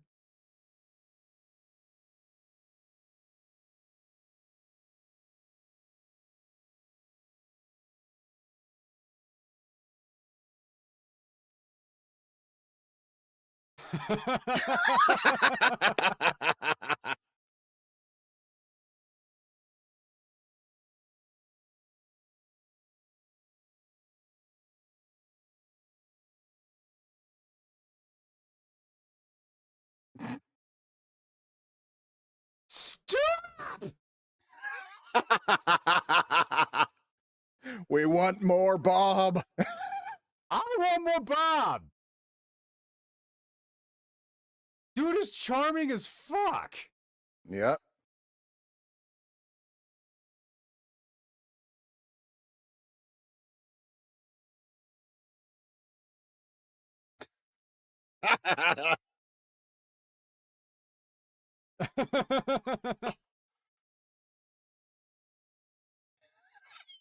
Oh shit!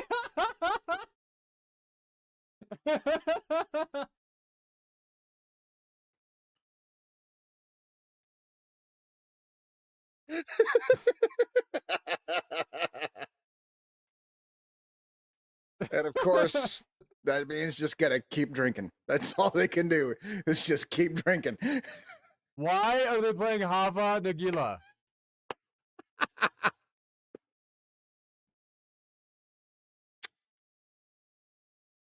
Is it because Terrence Stamp just became a man or a woman? Maybe Bernice is Jewish.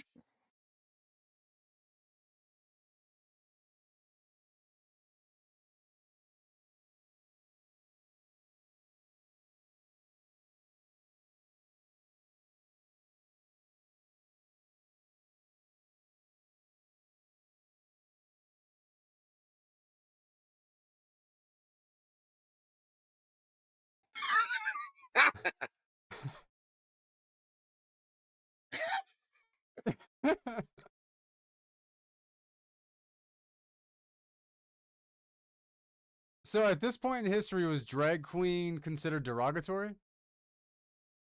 I don't think so. Because it's not anymore. Is it? No. That's a good question. I don't know. I think it kind of depends on it's one of those depends on the context kind of things still.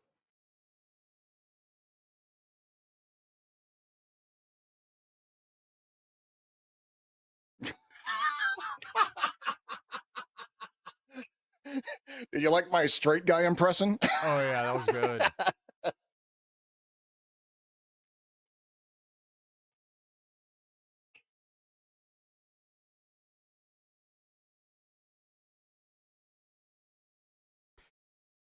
In modern day, they probably would not have gotten divorced. Probably.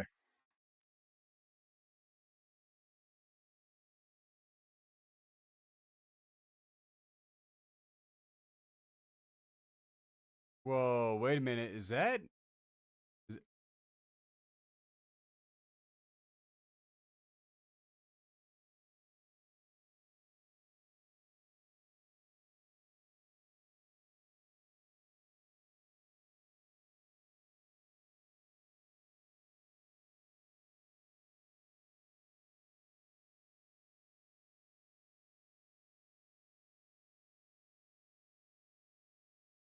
oh no. Oh, don't do it. Oh no, they're gonna do it.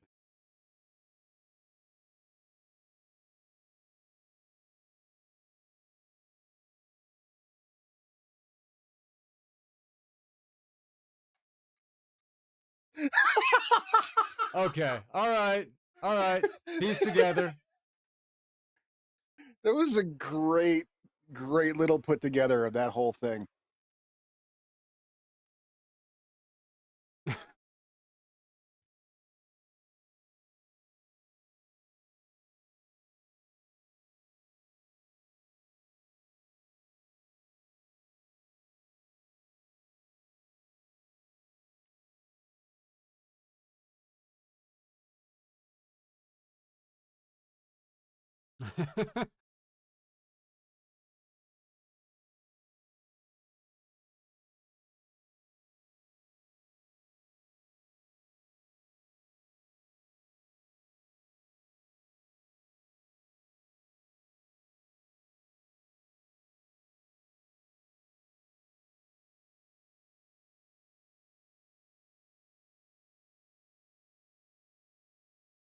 I love her.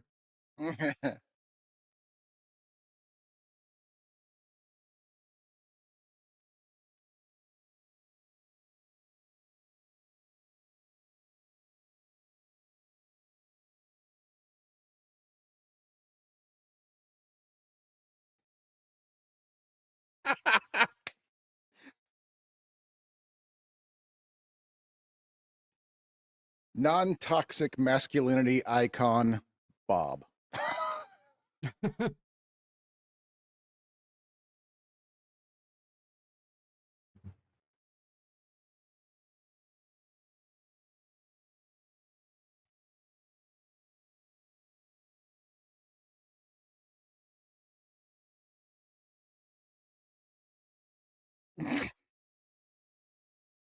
She is.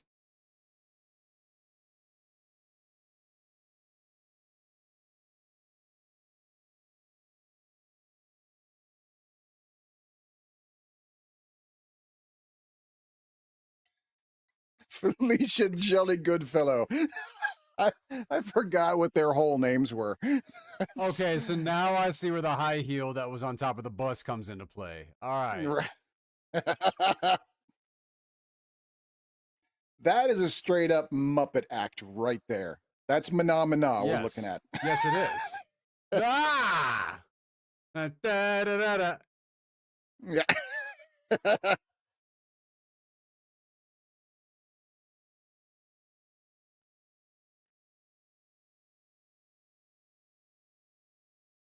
I, I,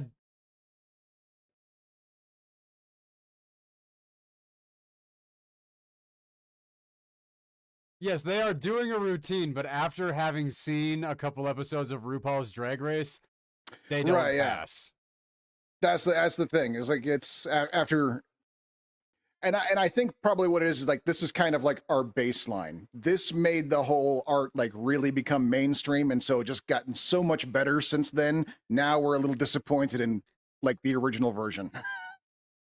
Well, I don't know. I don't know. I mean, when you think about John Leguizamo's performance as what was it, Daisy or something? Mm. Like ferocity in the energy of that character, and when the drag was going, everything. Like, I would still I say this is like tame and like held back by like masculinity instead I of.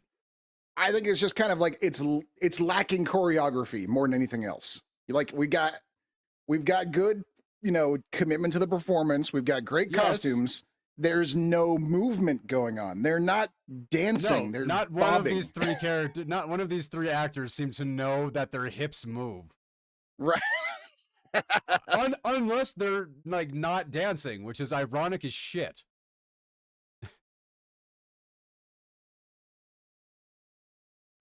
Although with headdresses like that, I imagine movement might be restrictive.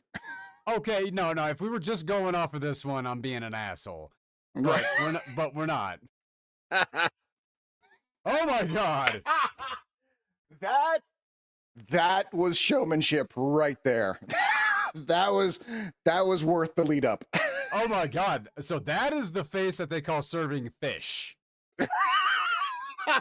Ah!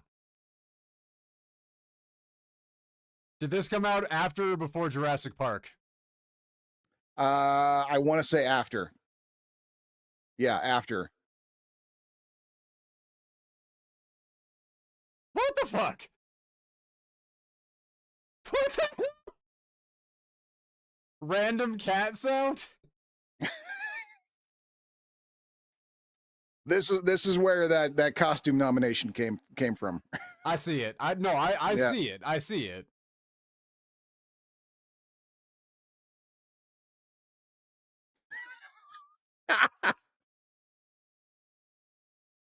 Did Fifth Element win get into an Oscar category for costume design? Because I'm thinking Ruby Rod may have.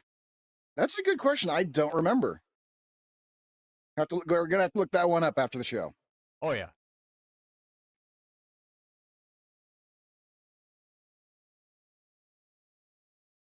I have not seen one single audience member react at all. Then there you go. There you It's go. Yeah.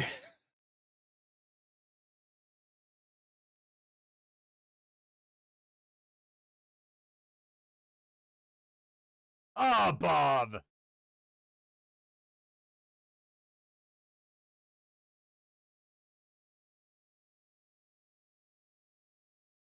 Wait, Benji's out there? Benji saw the show.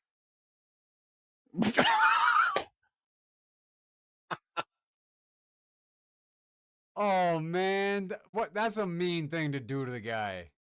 Mm.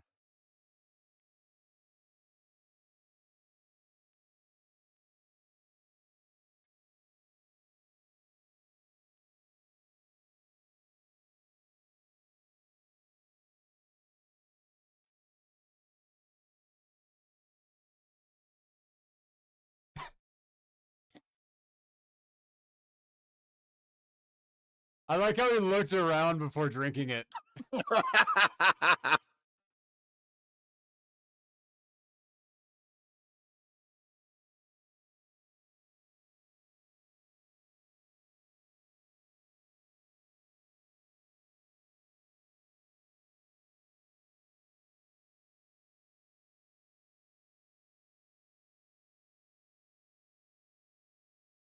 Good reason. Mm.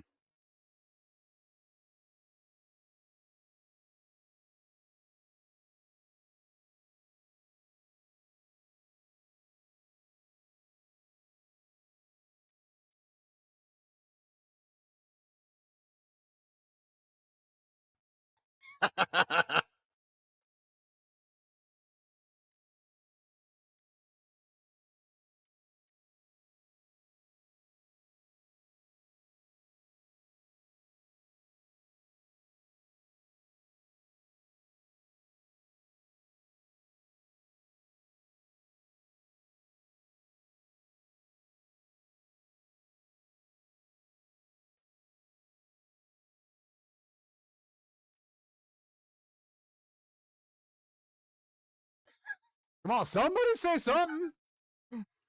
Prolonged eye contact.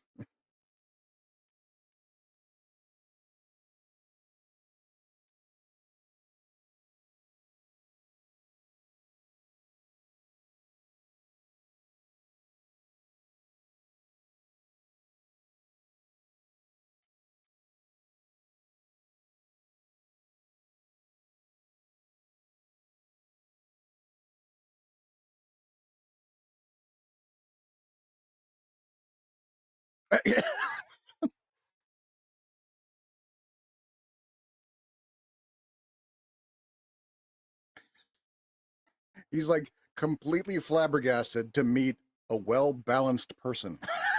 Right? Oh God, come on, man.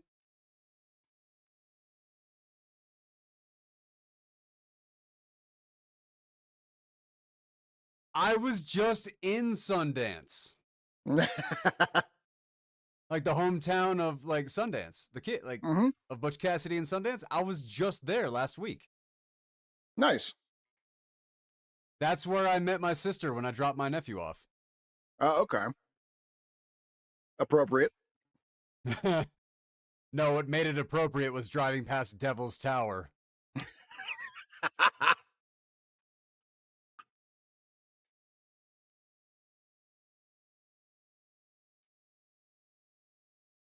What do you think is going through his head right now? I don't know. Because like if the kid is liking being in drag, I can imagine him as the father going, "Oh God, I know how hard it's gonna be." Like, Right, exactly.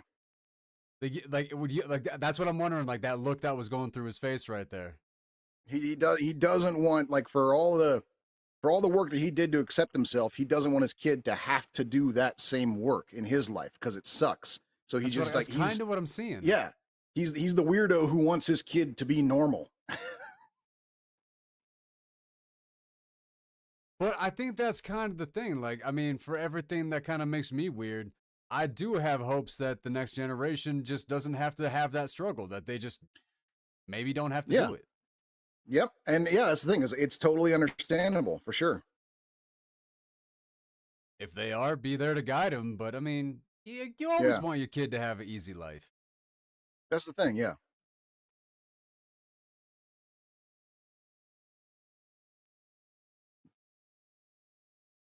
Oh, come on, Tick.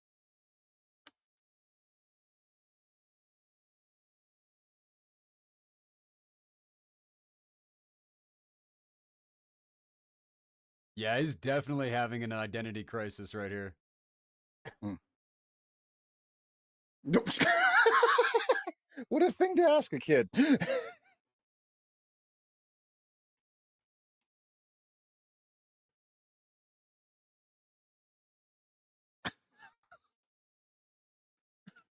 No!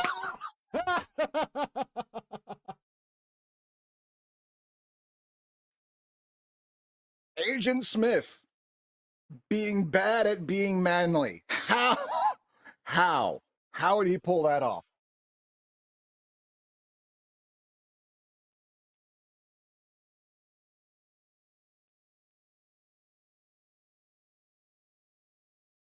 Dude, your kid is like trying to bond with you. Just let it happen.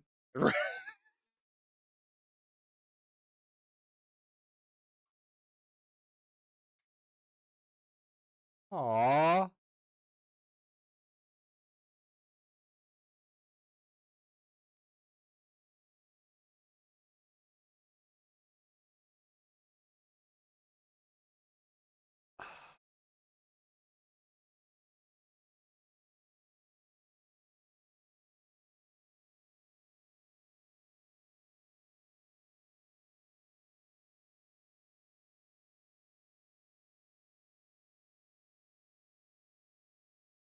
All right.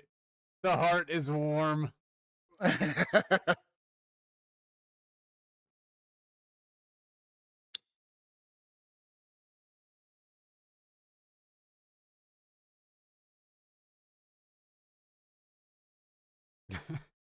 Cock and a frock on a rock. I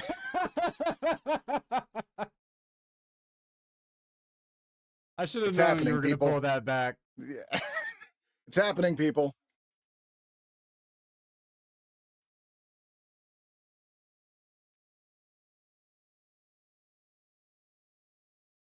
Come on, Elron. This is why you did your kung fu on the mountain earlier in the movie.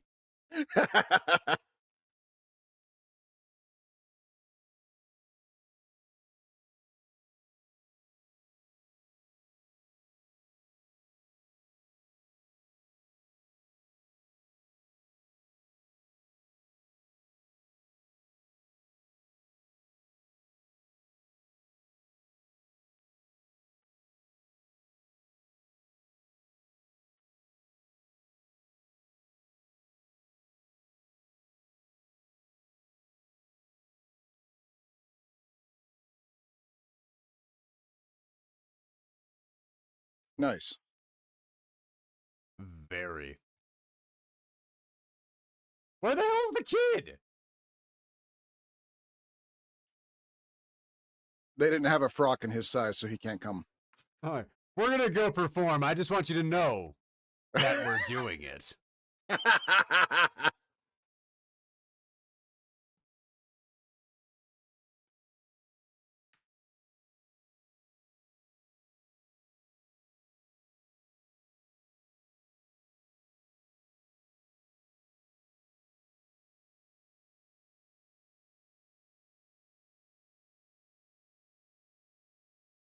Dance for the kid?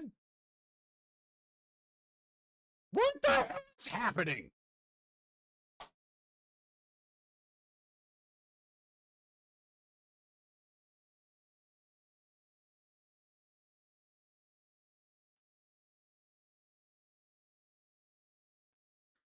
That was the adventure of Priscilla, Queen of the Desert.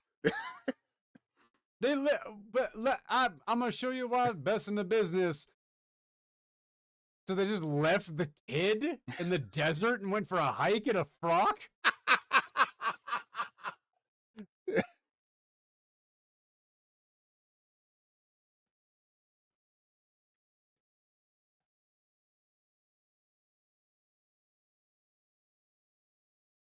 Ooh, stiff bickies. I like that one. Stiff bickies.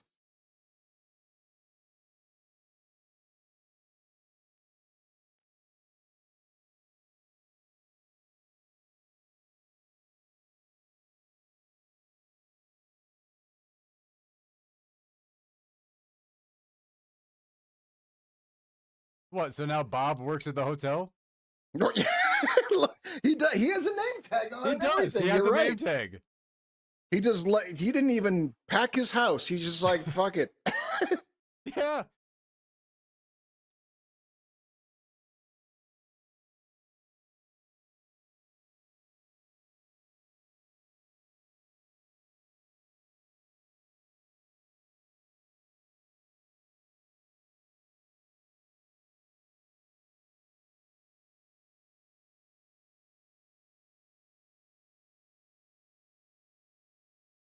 That was weird. Was that weird? That was weird. It was a little strange. It's a little more awkward than it needed to be, I think.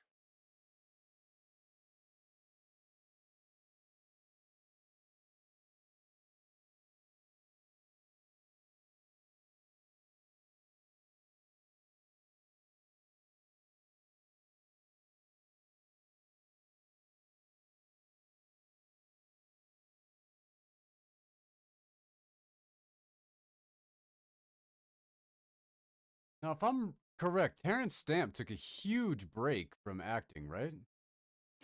I mean, Huge. I don't know.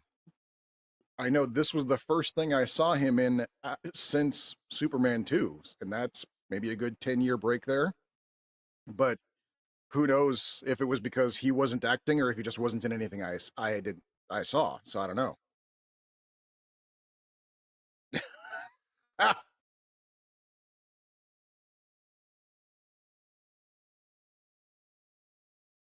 That was a movie.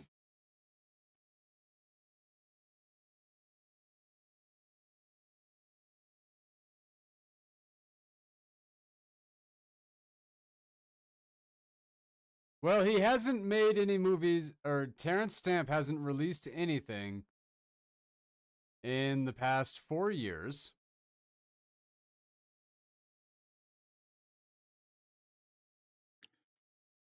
Oh man, I forgot he was Jor-El too. Oh yeah, in Smallville he was Jor-El. Yeah. I think it was better Jor-El than Zod. He was a good Jor-El. That voice. I'd say yeah. I'd say they both worked, honestly.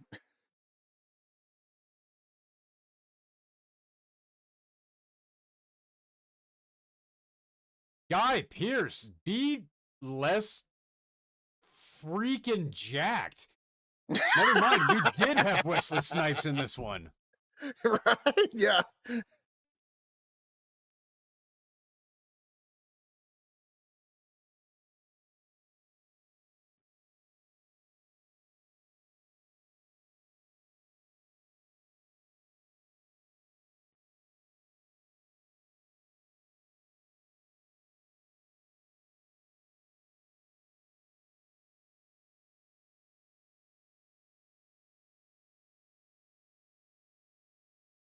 Yeah, they have so much sass, but they have no flavor to their movements. Right.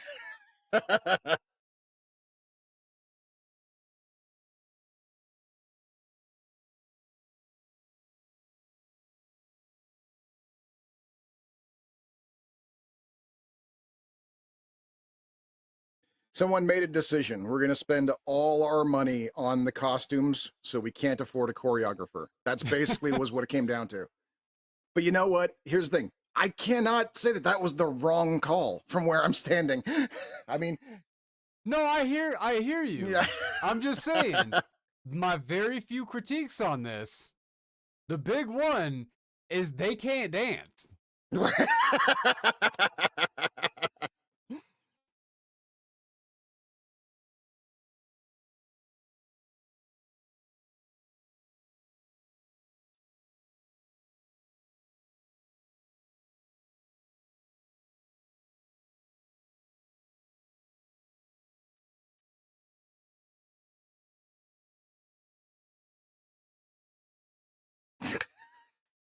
Correct. Correct ending face. That was good. That was good. That was good. Yeah. This movie did something that Tu Wong Fu did not do. Hmm. I didn't hate any of the characters in Tu Wong Fu, but man, Guy Pearce's character in this one really made me like just I did not like him. Felicia, yeah. Felicia / Adam. Yeah. Like what a sociopathic narcissist I got there was something up with that character. I got spoiled rich kid vibe. Was what I was getting. They never really explicitly said, but that was the vibe I was getting. Was spoiled rich kid. Oh no, wait, they did say he was a spoiled rich kid. That was in the beginning. That's how he paid for the bus. He conned his parents into giving him cash for the bus by saying, "Oh, maybe a walkabout will help me not be gay." So yeah, spoiled rich kid. Right. Trust fund, trust fund kid. So that's basically his story. That's the explanation. Just in the height of the rebellion. Yeah, exactly. Yeah, I guess I could see that. Yeah, a noticeable lack of Wesley Snipes. Okay. I feel Uh, like Guy Pearce kind of played that role. I mean, Guy Pearce did fulfill a lot of that. I will give him that. He fulfilled a lot of that. mhm. How jacked Wesley Snipes is, and just as the thing, like some of Snipes' outfits in Tu Wong Fu were funky, fly, and fresh, Sure. but a lot of time he had white girl hair. So seeing Wesley Snipes being the '90s black woman, like Mhm. having the white woman wig, like Right. that is what added a few layers for that one for me. Okay. Yeah, no, on Wednesday, like I'm gonna need a little bit of time for the movie fight on this one because Wednesday is straight up gonna be one. I Yep. mean, Yep. I do think Queen of the And Desert, like Priscilla, Adventures of what do I call this we one? can The just short we can just format? call them Wong. We can just call them Wong Fu and Priscilla from here on Okay, out. okay, yes. Tu Wong Fu and Priscilla. Yeah. Priscilla had fantastic moments. It had hilarious moments that absolutely caught Mhm. me. I feel like I only watched half of the movie because I feel like where did all the scenes end? Where did they go?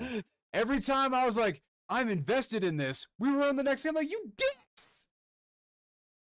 Like, And see, I was kind of complaining about the same thing during Tu Wong Fu. I felt like they were being weirdly chopped up scenes. twice. Yeah. Oh wait, there's more movie. Hold on. What? There's more movie? Wait, back it up, back it up, back it up, back it up. All right, We I'm may back. have I'm to back. wait for a second because I don't know exactly where it was at. We have to wait for a second. Hold on. All right, all right. Who is this?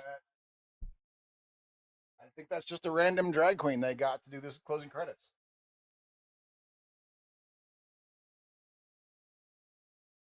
I think we got. Okay, if I'm guessing where it was correctly, we got just a little under a minute before it'll happen again. And I'm gonna tell you, I was surprised. I did not know about this scene. I had never seen it before until just now. I did So not you know didn't that this movie you didn't had. know this at a post-credit scene. I did not know that. No, never saw it before. Never heard of it before. No one had ever mentioned it. We all stopped the DVD at the same spot, apparently. Huh.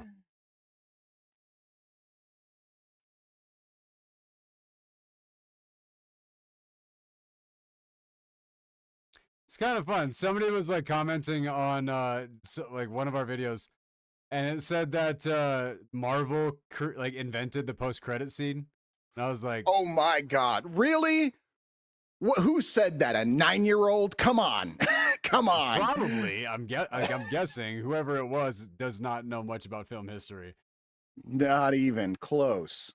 That's I'm embarrassed for them, whoever they are. A little bit.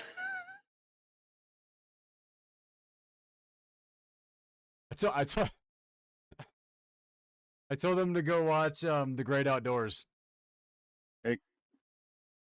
Okay, I think here we go. Filmed in Dragorama. Had not seen that before either. That's wow. That We is a really great missed out joke. by not watching the credit. That was a great joke. Yeah.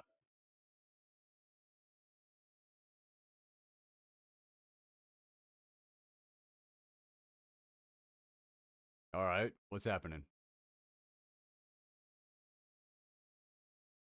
Oh my God. It's just as funny the second time. Oh my God. That was I can't believe 30 years. 30 years. I've not known about this. I saw this movie almost 30 years ago for the first time, and in 30 years I never saw that part. Where has my life been? That's why you watch to the end of the credits. That's right. Yes. Oh my god. All right. Any final thoughts on The Adventures of Priscilla, Queen of the Desert?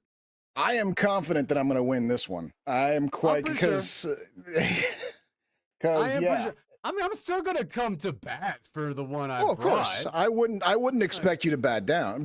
No, for sure. But yeah, no, it was yeah, no, after Tu Wong Fu, I was a little worried because I was like, oh, because I think I mentioned that last week. I said, oh, I kind of forgot how '90s movies are. They have that kind of like this may not be as good as I remember it. That happens a lot.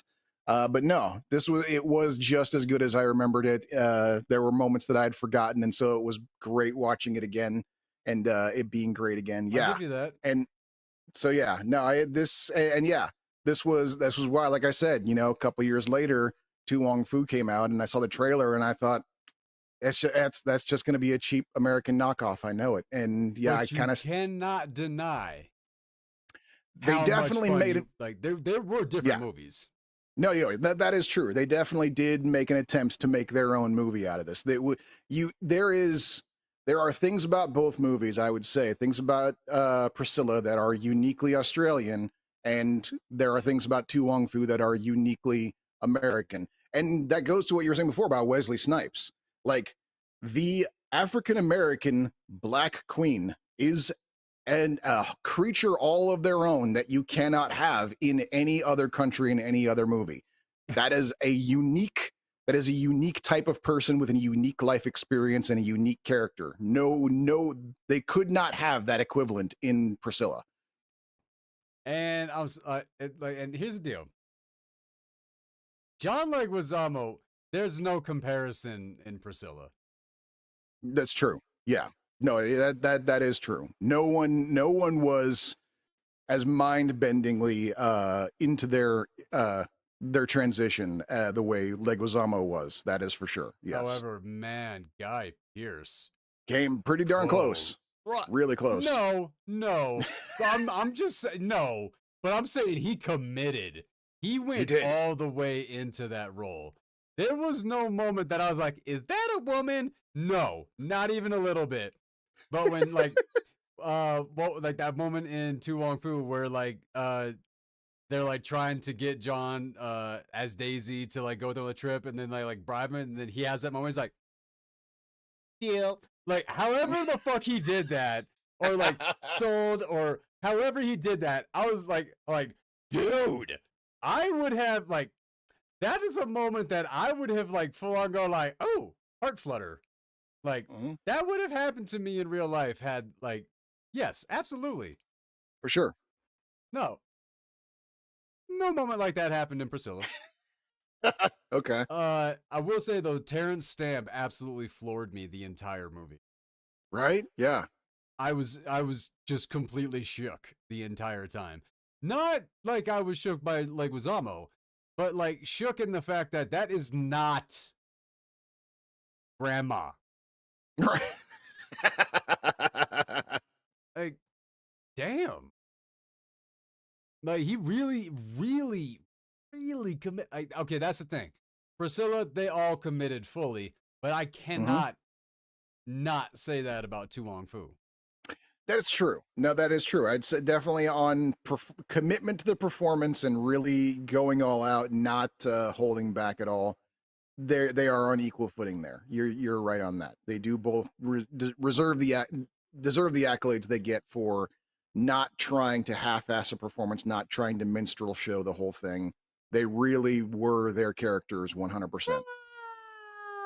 But they couldn't dance. At least in No, they couldn't. At least in Tu Wong Fu, they were moving. Okay. Especially okay, so yeah, Swayze, he had that statuesque, like wasn't doing a lot of the moving type thing, like very elegant type thing. But it was very clearly a choice as opposed to that's true in they had the same non-movement going on in Priscilla, and it was kind of obviously because they had no movement to move. Yeah. Yes. Wesley Snipes did not have that problem. The little Latin boy did not have that problem either. Right. Yeah. Like Leguizamo was all hip that whole movie.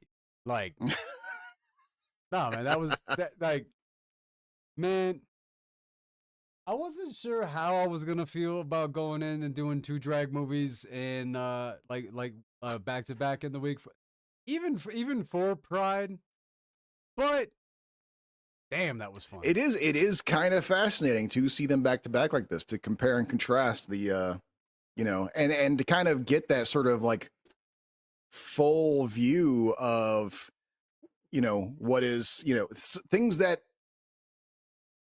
were kind of like the pioneering moments of making media that was more kind of progressive towards the queer message kind of thing, like Yeah, as opposed to just being kind of a sideshow freak show element of other things that actually have and here's the thing: Priscilla was a movie.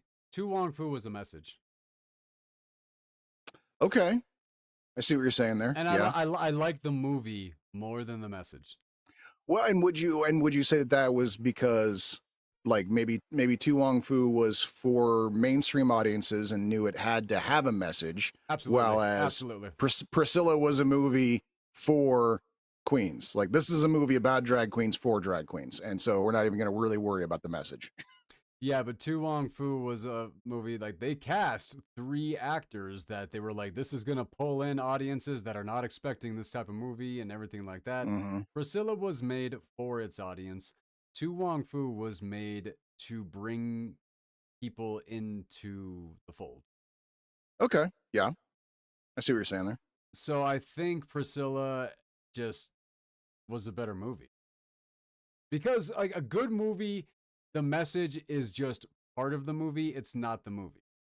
Right, exactly. Yeah. And I think they're probably, yeah, like we had a message to the movie, and that was basically the final character moments for Mitzi, for Hugo Weaving's character, where he's having that sort of like, I don't want my kid to have to live with the shit that I lived with by growing up weird. So I'm gonna try and pretend to be macho and have that literally clearly be the dumbest thing he could do in the span of 5 minutes. And he figures it out. And that's the message of the don't. Yeah. that's Yeah. that's the message of the movie is don't. Pretty much. Pretty Yeah. much. But that's the thing. Like Tu Wong Fu was just a whole different thing about homophobia, tolerance, Hmm. acceptance, like a lot of these things. Priscilla didn't have that shit. No. It had some dark moments that just reflected on what that is, which is where the message that's a good movie where the message is Mm, in those moments that are going to sit with you after this.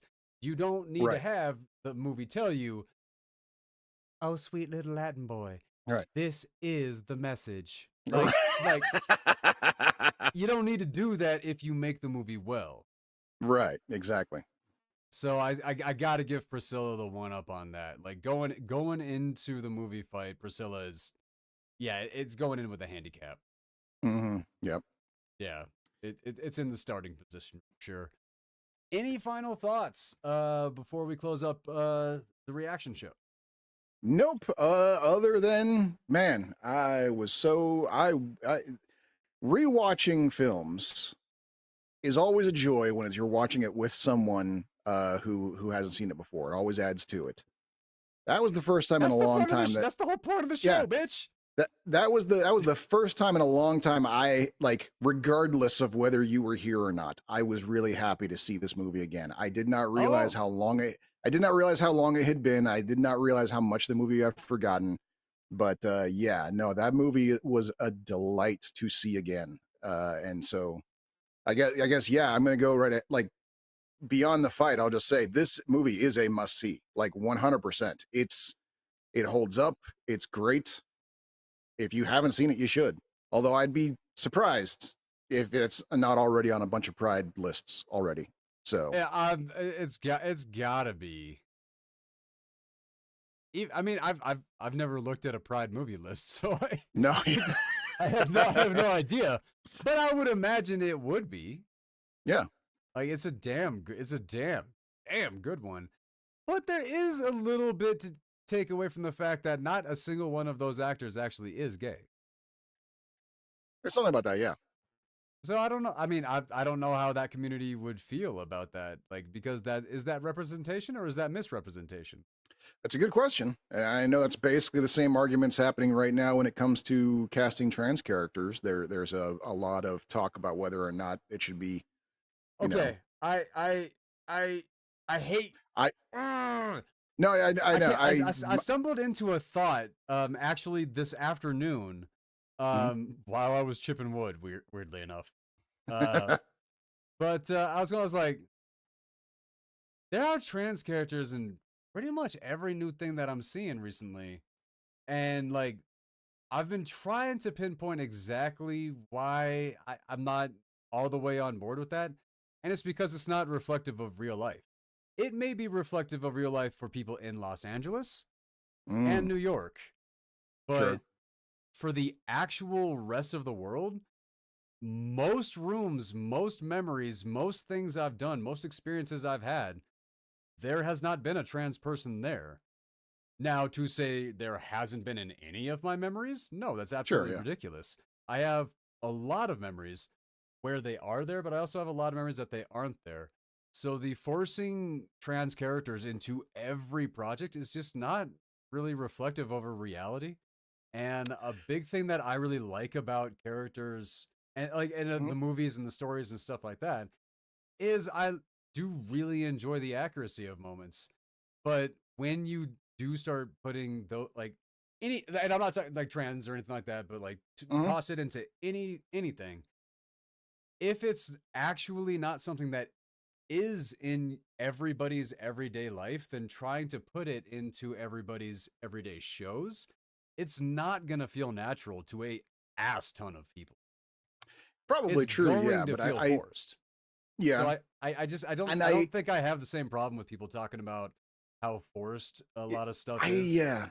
I think there's a lot of kind of like it's a lot of self-reflection of and I think it comes twofold. One, there's the art, the Sesame Street argument kind of thing. Like, how Sesame Street, it's like, okay, we're noticing that childhood diabetes is on the rise. So in order to keep this from becoming stigmatized among children, we're going to introduce a Muppet who has diabetes. Okay. Okay. So Oh, is every kid I going to see know someone that. with diabetes? Yeah. So there's that side of the argument. There's another side of it too, where also I'm sure there is to some degree, and I'm betting this is probably more of the motivation than anything else. And it's not a bad thing. It's not it's just sort of like to explain it is I think at a certain Normalization? degree it's normalization, but it's also I think especially when you are like when you're in a writer's room or you're a producer or something like that, and you notice and you kind of the fact that your show doesn't have that character starts to feel a little wide. You start to ask yourself, like, okay, they've introduced a gay character here and a trans character here. Their fans love it. The fact that we haven't introduced a queer character of any kind so far is starting to feel a little too deliberate. Like we're like, there's a it's whether it's true or not is inconsequential. It's the people are starting to ask themselves that question. Am I really doing this because it just doesn't work, or am I deliberately not doing it because I'm part of the problem? And it becomes this sort of personal wrestle that they have in their head that eventually just goes, fuck it, let's just introduce a new character so that I can just stop worrying about it. I can see that side of it. I genuinely can't like that's the thing. I can see every side of it. And I Mm-hmm. understand why there are more characters reflecting more different types of lifestyles, the acceptance, the tolerance, especially like the hate crimes that have happened to these groups, showing Mm-hmm. that these are people who need sympathy and are people to be empathized with, not freaks, not like Right. they're people. Like I understand that. It's I've been here for 6 months. I haven't seen a trans person yet. That's kind of what I'm talking about. So Okay. everybody in this area to watch every show that is like turns on, like, okay, a trans person, they're like, this isn't a thing because it's a big thing in a few cities throughout the US. And I'm Yep. not saying that inside everything like the struggle and everything like that, but it's basically like throwing a black guy into like the token black guy into a scene in Norway. Right. It's like, come the fuck on, man. You're raising questions here that don't actually belong. Right. Yeah. No, Like, it's true.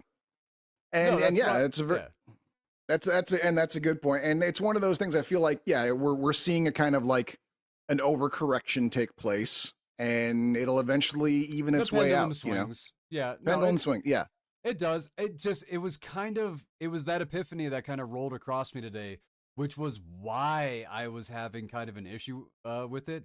It's because I Oh, don't have a okay. problem with trans people in any way. But the fact that I'm seeing everywhere, like in all these things, it's like, this is not reflective of real life. Right, yeah. 90% And of the trans people I've met are all on TV. That's there you go. Like, no, yeah. like when I was in Portland, sure, I met and hung out and drank with, had fun with, and like partied with trans people. LA, Yeah. same thing. Didn't happen in Seattle for some reason. That kind of That seems like, is right? That shocking. Yeah. a little No, surprising, right? I have, in Boise, I've seen almost equivalent to what I saw in Portland in a trans population here. No I am shit. surprised.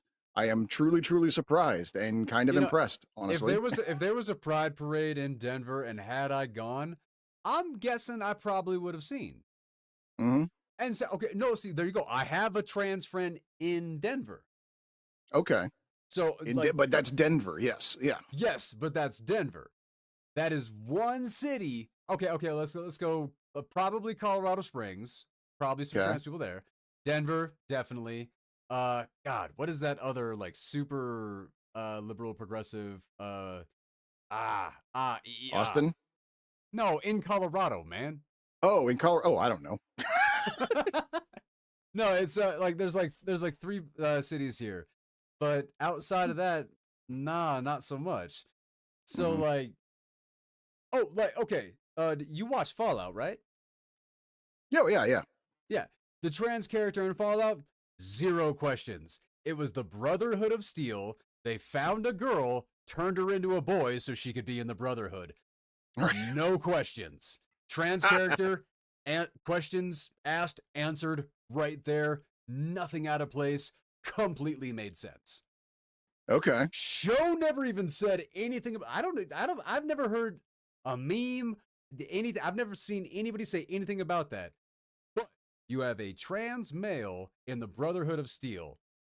You don't really need to work too hard to solve that puzzle. Okay. Yeah. No, I didn't catch that because I played the video game. There are plenty of girls in the Brotherhood of Steel in the video game. Oh, is there? Yeah. There were none in the TV show. I did not even notice that. That's crazy. I wonder if there was a choice made there. Interesting. Okay. Okay, Yeah, so well, maybe season 2 will have played something. the game, yeah, had Mhm. I played the game, maybe that would have been something different. I wouldn't have thought about that. Well, okay, maybe you know what there there are no female. No, wait. Knights? Are there any knights? I'm okay now. I can't remember if there. No, there are female knights. Yes. No. So yeah, every part of the Brotherhood is gender inclusive. So yeah, there are female knights. Now they're not common, but they're there. Wasn't any in the show. Okay, I didn't even notice that. Wow. Okay, crazy. No, that literally, like, yeah, no, I saw a trans male. They're in the Brotherhood of Steel. I went, okay, 2 + 2 = 4. Yeah. Okay. I wonder if that's something that's going to be addressed in season 2. I don't know, but see, I mean, that's how you get a trans character. Like, if you have a black person, like a black character, and we're like making a story in America in like, 1600, like, I'm not gonna say, how was this child born of ebony skin color? Like, no, it's gonna be like, no, this character came from, had this Mhm. journey, and Yeah. that is like part of that character. Like, no, it 2 + 2 = 4. Sure. Yeah. Yeah. No, but when you got a transgender cowboy in 1800s New England, you just go, wait, this isn't a fantasy. Like, You see where I'm coming from with that one? No, I do, but all you did was just remind me of that movie Orlando, and I'm like, okay. But Orlando was a fantasy, so that Well, that's what I'm saying. yeah, If you're gonna make a movie and pitch the movie as a real world story or something like that, then I would have the preference that it actually be reflective of the real world. If you're making a fantasy, man, I do not care. Sci-fi, fantasy, all that stuff. right. But if you are trying to make flat out, like if somebody wanted to place a character in North Dakota and they had the character be like a few trans people and like they couldn't tell that story. Nobody would know how to tell that story. Nobody would know how to tell that story. It's What like and well, the interesting thing is, like, I remember I was kind of thinking about it when there's an arc in Star Trek Discovery. I don't know, you haven't watched Discovery yet, have you? no, not yet. Okay. I haven't seen Deep Um, Space Nine or Discovery. Wait, is that the one with the like all the politics on the space station? yeah, that's Deep Space Nine. Yeah, Yeah, I haven't and seen then, Deep and Space then Nine or Discovery. and okay, so yes, right about I want to say season 3 or 4. I can't remember which. They kind of have this. They have a bit of an arc around a non-gendered character, and they do kind of do that whole explainer thing where the characters got to sit there and rationalize their whole being to the other characters. And I'm sitting here going like, all right, I get what they're trying to do. This is Star Trek. This is what Star Trek does. But also at the same time, This should I'm not kind be of a taking discussion in this show. that's the thing. You're already 900 years in the future. This discussion should be over by now. Like Yeah. that's But there was a way that Next Generation covered stuff like that in a really unique way. The holodeck came to life and the characters got out of the right. holodeck I remember that. Yeah. and they came across and they had to explain a bunch of like the modern world. A scene like that would Mhm. have done good. A crew member Right. in Gene Roddenberry's world? Right. Not pass. You would pass Starfleet Academy and be bigoted. I mean, make your fucking show make sense. That's my big thing. Right. Make your story make sense in the universe. I literally could not care. Obviously I have enjoyed trans movies twice in a row now. Like Mhm. this is clearly not something I'm against. Right. I want the differences. I want the black stories. I want the cowboy Right. stories. I want I want the differences. I don't want them to become the same thing across the board. Okay. I see what you're saying. Yeah. Like, Well, and I'm sure we'll get there. if you have to do the checklist of did your movie do this, do this, do this, do this, do this, do this, then you are making too many movies do the same shit. And This I is true. think that's wrong. Yeah. Well, not like wrong. I just think it's a bad call for the industry. And yeah, and I don't disagree with you. And I think it's one of those things where it's like, yeah, give it a couple years. They're trying The to pendulum work it out. swings. Yes. Yeah, Yes. exactly. And eventually we will get there. I mean, we now have, it took 20 odd years, but we now have female characters that have character. So it took a while there. They had to play a few serial killers to get there, but they did it. Man, we had amazing characters back in the 60s and 70s. Come on. I get bothered by this. Be like, look at my generation. We're doing so well. Before you were born, there were amazing female characters with outstanding agency. Okay. All right. Like, no, we didn't win the fight. We're not like, no, we didn't do it first. Like, no, fucking pay homage to the amazing Catherine fucking Hepburn, for God's sakes, man. No, okay. All right. Okay. The woman fought Nazis. All right, come on. Like, I get upset when I hear like young liberals talk about how every woman before them was a little bitch. Like fuck you.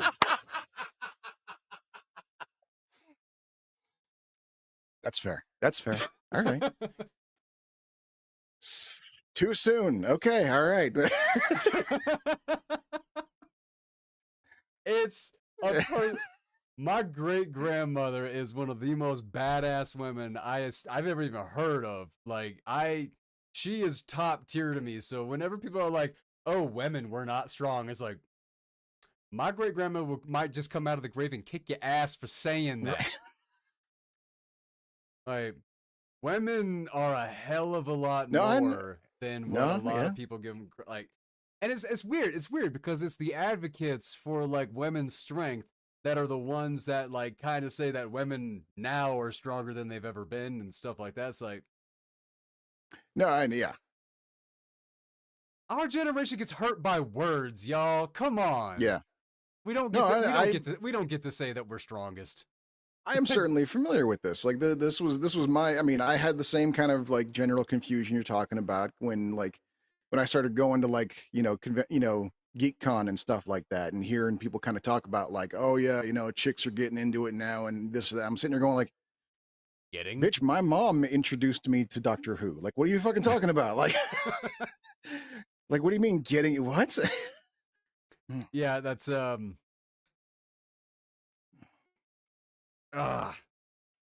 just displaying ignorance while proudly and confidently going, I'm informed. Right? Yeah. Just good God. Just have a Coke and More- a yeah. smile and just just take 5 minutes and go talk to your grandma. Have a Coke and a smile and shut up. Yep. As a wise man once said. It works. Yeah. Sometimes just, you know what? You don't need to talk for the next 5 What do you- minutes. Grab what a do you- what do soda you- and look at the world. Right, yeah. How old do you think you got to be to get that reference? What do you suppose is the minimum age for that one? 30s. Do you think 30s? Okay, yeah, that sounds about right. Which is why I'm a little bit actually okay making that reference. Because because I'm sorry, when Eddie Murphy impersonated him, like, you cannot say fuck.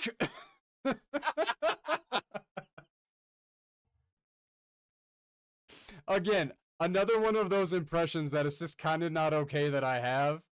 Right. And, I can't really do shit with it except that. Right, yeah, exactly. All right, final thoughts. I do remember Queen of the Desert. Oh, go ahead. Yeah, no, I was just going to point out. I remember like someone making a comment once about how like nobody can do a proper Bill Clinton impersonation. We're all just doing our knockoff version of Phil Hartman as Bill Clinton. I do agree with that. No one can actually do Bill Clinton. We're all just kind of doing Phil Hartman. So I can't impersonate Donald Trump. I just do Stephen Colbert doing Donald Trump. I can't. There you go. Yeah. Actually, no, I did accidentally into a Trump impression by trying to impersonate another actor, and I didn't like it. Do you remember that one? No, that was on the show. It was Bill Pullman. You were trying to do Bill Pullman and you did Trump by accident. How was that possible? I must have blocked that out. That's why I don't remember it. No, that was wild. That's just rude, I was trying to do a bit of that speech from Independence Day. And it just sounded like Trump, and I was like, I'm done. I'm done. Mm-hmm. I'm not doing this impression anymore. God love you, Bill Pullman. Spaceballs 2 is coming. I'm excited. Yeah. Did you hear about that? I did. Yes, I heard that they even talked Rick Moranis into coming back out of retirement for it. So correct. It's gonna be good. If he agreed to it, then it's probably gonna be good. I'm guessing that Rick Moranis probably got a big boost of public confidence in wanting to come back into the fold after somebody randomly punched him and the world basically got set on fire with how dare you. No corner of the earth was safe for whoever that dumbass was. Yeah, no, that's true. Yeah. We as a planet love Rick Moranis. Go ahead and 100%. explain. Go ahead and explain that to me. Can't just what? Because Just the beyond most being a lovable dude. Yeah, because beyond being a good actor, a funny comedian, he's done a lot of roles that are loved and respected. But top that off, when you find out why he left the biz, Yes. how does that not wreck you? Are you kidding me? How can you not love someone who makes a decision like that? You know, come on. I mean, there you go. Rick Moranis, Bill Withers. I mean, like Hmm. the family men are the ones that just honestly stand the test of time. But I was about to 100%. say, yeah, no, Rick Moranis, he never had a slip up. He never became the bad guy. He never let Hollywood go to his head. Hmm. He was an artist, loved his wife, and XYZ, man. Yeah, totally. All right, so that's gonna bring a close to this week's show. We'll be back on sorry. We'll be back on Wednesday, roughly about the same time, 6:37. And we are gonna be having our first movie fight since season 1. I don't even know if we're in season 2 or 3 anymore, man. That's a really good question. We stopped counting our episode numbers a while ago. Yeah. Yeah, I have no idea. uh but there you go. So, next week or no, day after tomorrow, we're going to have our first movie fight of season 2, which may actually wind up, if I count it out, we're probably past our finale. We'll just call this the ad hoc season 2 finale. There you Starting go. Friday is season 3. There you go. All right. Yeah. All right. So, we'll see you guys on Wednesday for the movie fight of Tu Wong Fu, Thanks for Everything, and The Adventures of Priscilla, Queen of the Desert. Freaking drag movies and just having to have 10 freaking word titles. Mother just got. Oh, sorry. Excuse me. You're right. Tu Wong Fu, Thanks for Everything, Julie Newmar. I wasn't even going to do it. I was going to let you go, but no. The class had to come correct you. Wow. And that came off Twitch, too. Freaking tweakers. All right, guys. We'll see you on Wednesday. From now until then, stay safe and stay sane. Doc, 30 seconds.